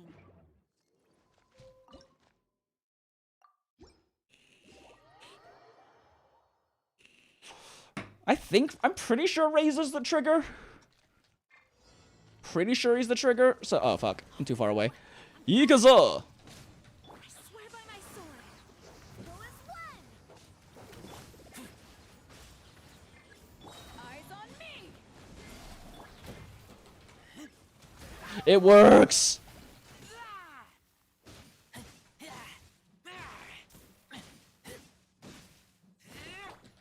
It works! Teamwork is trick.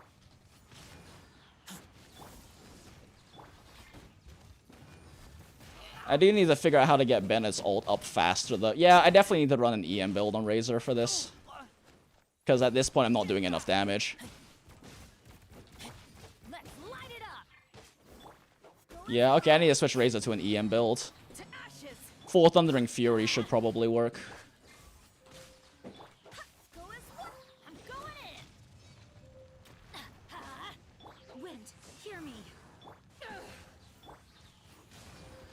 Honestly, I don't think I need Beidou for this. I probably need Sucrose for EM buffing. Let's run Sucrose instead. I don't need Beidou anymore. I burned the Fellflower down fast enough. Oh, I burned the shield down fast enough, rather.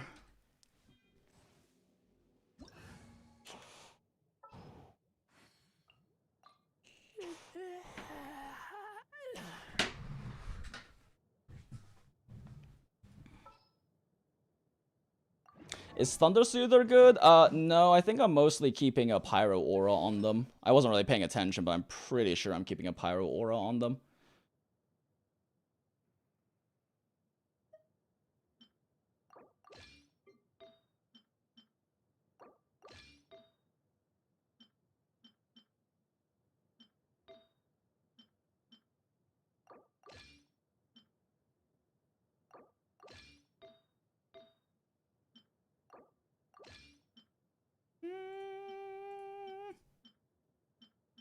This is more EM, though.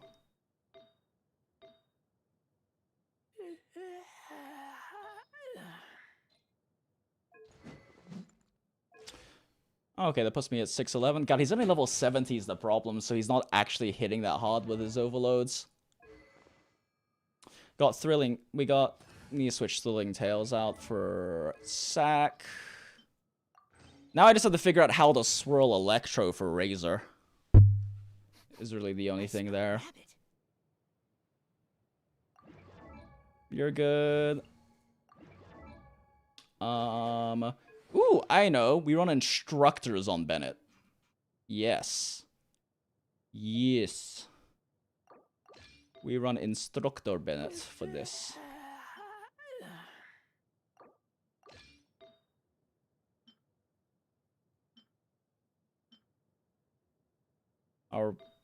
Do I run an EM on him too? Probably not worth it.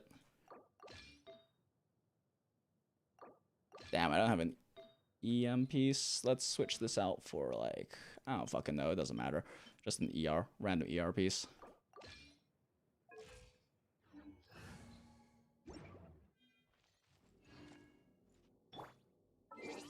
I don't think Jean has enough ER, does she? 187, still not really enough. Maybe I should run Fab on him instead. Crit rate's not high enough though.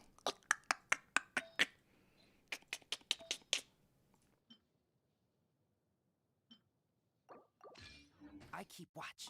You leave, you call me.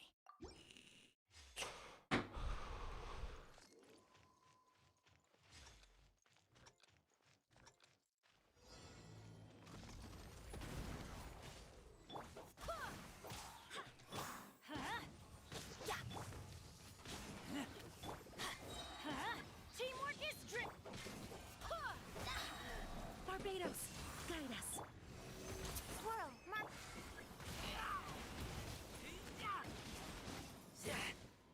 Get back! Damn, I didn't get... Not having all my stuff up at the start kind of screwed me there. I couldn't get the Sunfire going fast enough.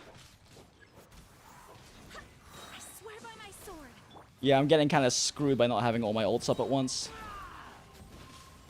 I taste blood.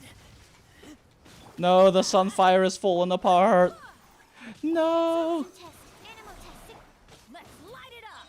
Teamwork is dream. Wind, hear me.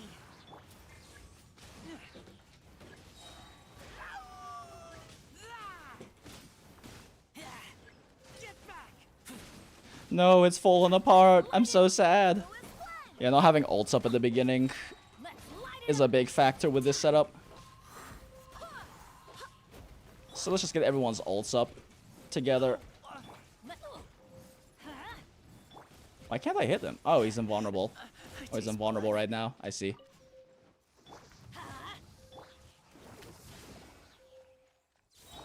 Everybody stand back. I swear by my sword.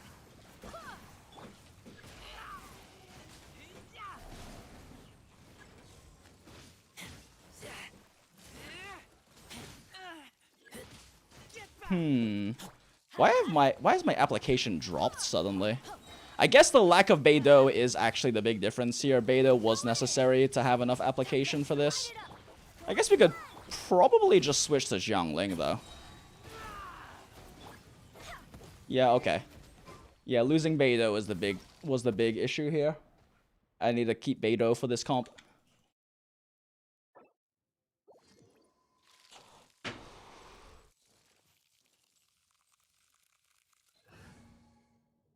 Yeah, I need to keep Bay for this comp. Otherwise, though, we should be good. Does she have any ER sands on? Okay, yeah, we're good.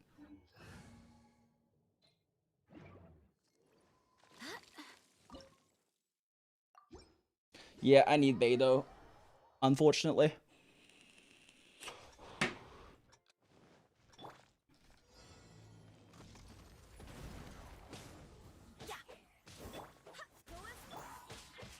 Let's light it up. Teamwork is drip. Barbados, guide us. Back off. Power that ended.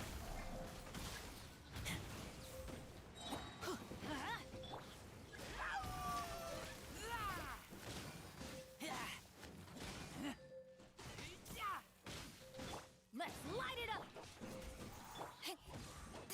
Everybody stand back.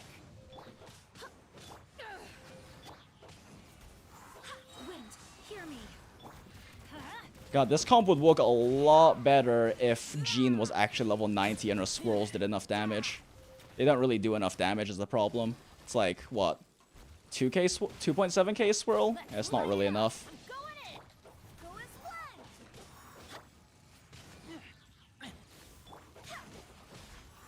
Go as planned.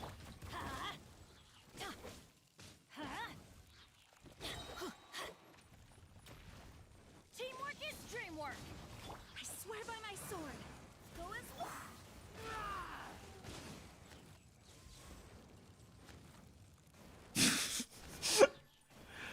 God, if Razor was level 90, those would be hitting like 19k overloads instead of 8k. Level makes such a big difference. Maybe I need to level my Razor to 90s just specifically for this meme. And my Jean. Self-overload, yeah, self-overload and Sunfire don't really work without level 90 characters. That's unfortunate. Okay. That's probably enough memeing, and we're at like 3 hours 30 now, so I'm gonna hop off. But thank you so much for joining us, everyone. It's been a lot of fun. Did I finish the Albedo quest? Yeah, I just finished it. Ages. Unless there's something past this part, which I don't think there is. We were just fucking around with stupid team comps for the Fellflower event. Oh, I have to defeat 4 monsters created by the arcane fruits, but I kill it too fast. Wow. Where did that come from? Guess I have to intentionally not kill it fast. Oh, is part 3 not done yet? There's still more? God damn it, whatever. Worry about that later. There's one last act? Okay, we'll worry about that later. I don't know, maybe I'll stream tomorrow or later today night or something. Well, Tuna's probably gonna be streaming later tonight, so I'll stream tomorrow. But yeah, anyway, thanks for joining us, guys. It's been fun. Thanks for all the birthday wishes. Thank you to... Let me pull up a list of super chats. Where is a list of super chats? Oh shit. I hit the wrong button. I put an ad in. I'm sorry. That is not the button I meant to press. I'm sorry for ad. I thought that was the super chat button. It was not the super chat button. Where is a list of super chats? It's somewhere in the dashboard. There are the list of super chats. Appreciate it. Okay. So thank you to Urin1 Jose. Wait, are we out of the ad? Okay, we're out of the ad, right? Say poggers in the chat if you can see me right now because the ad is over.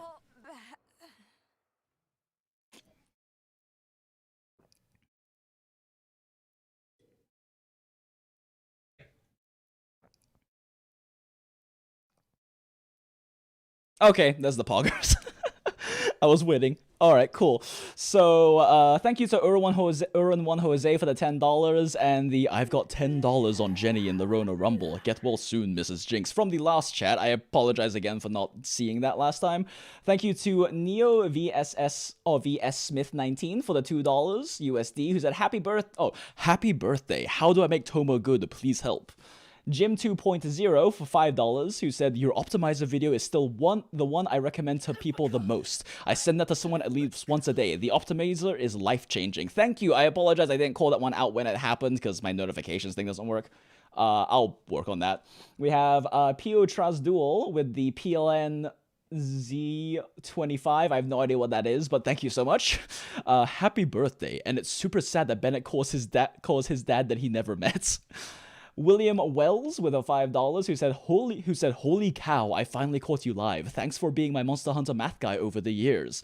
And Ossar Dremsmore with the $20 just saying happy birthday. Much appreciated, everyone. Thank you for the super chats. Thank you for the birthday wishes, and cheers. See you next time. Bye. It's time to move on. We shouldn't stay here.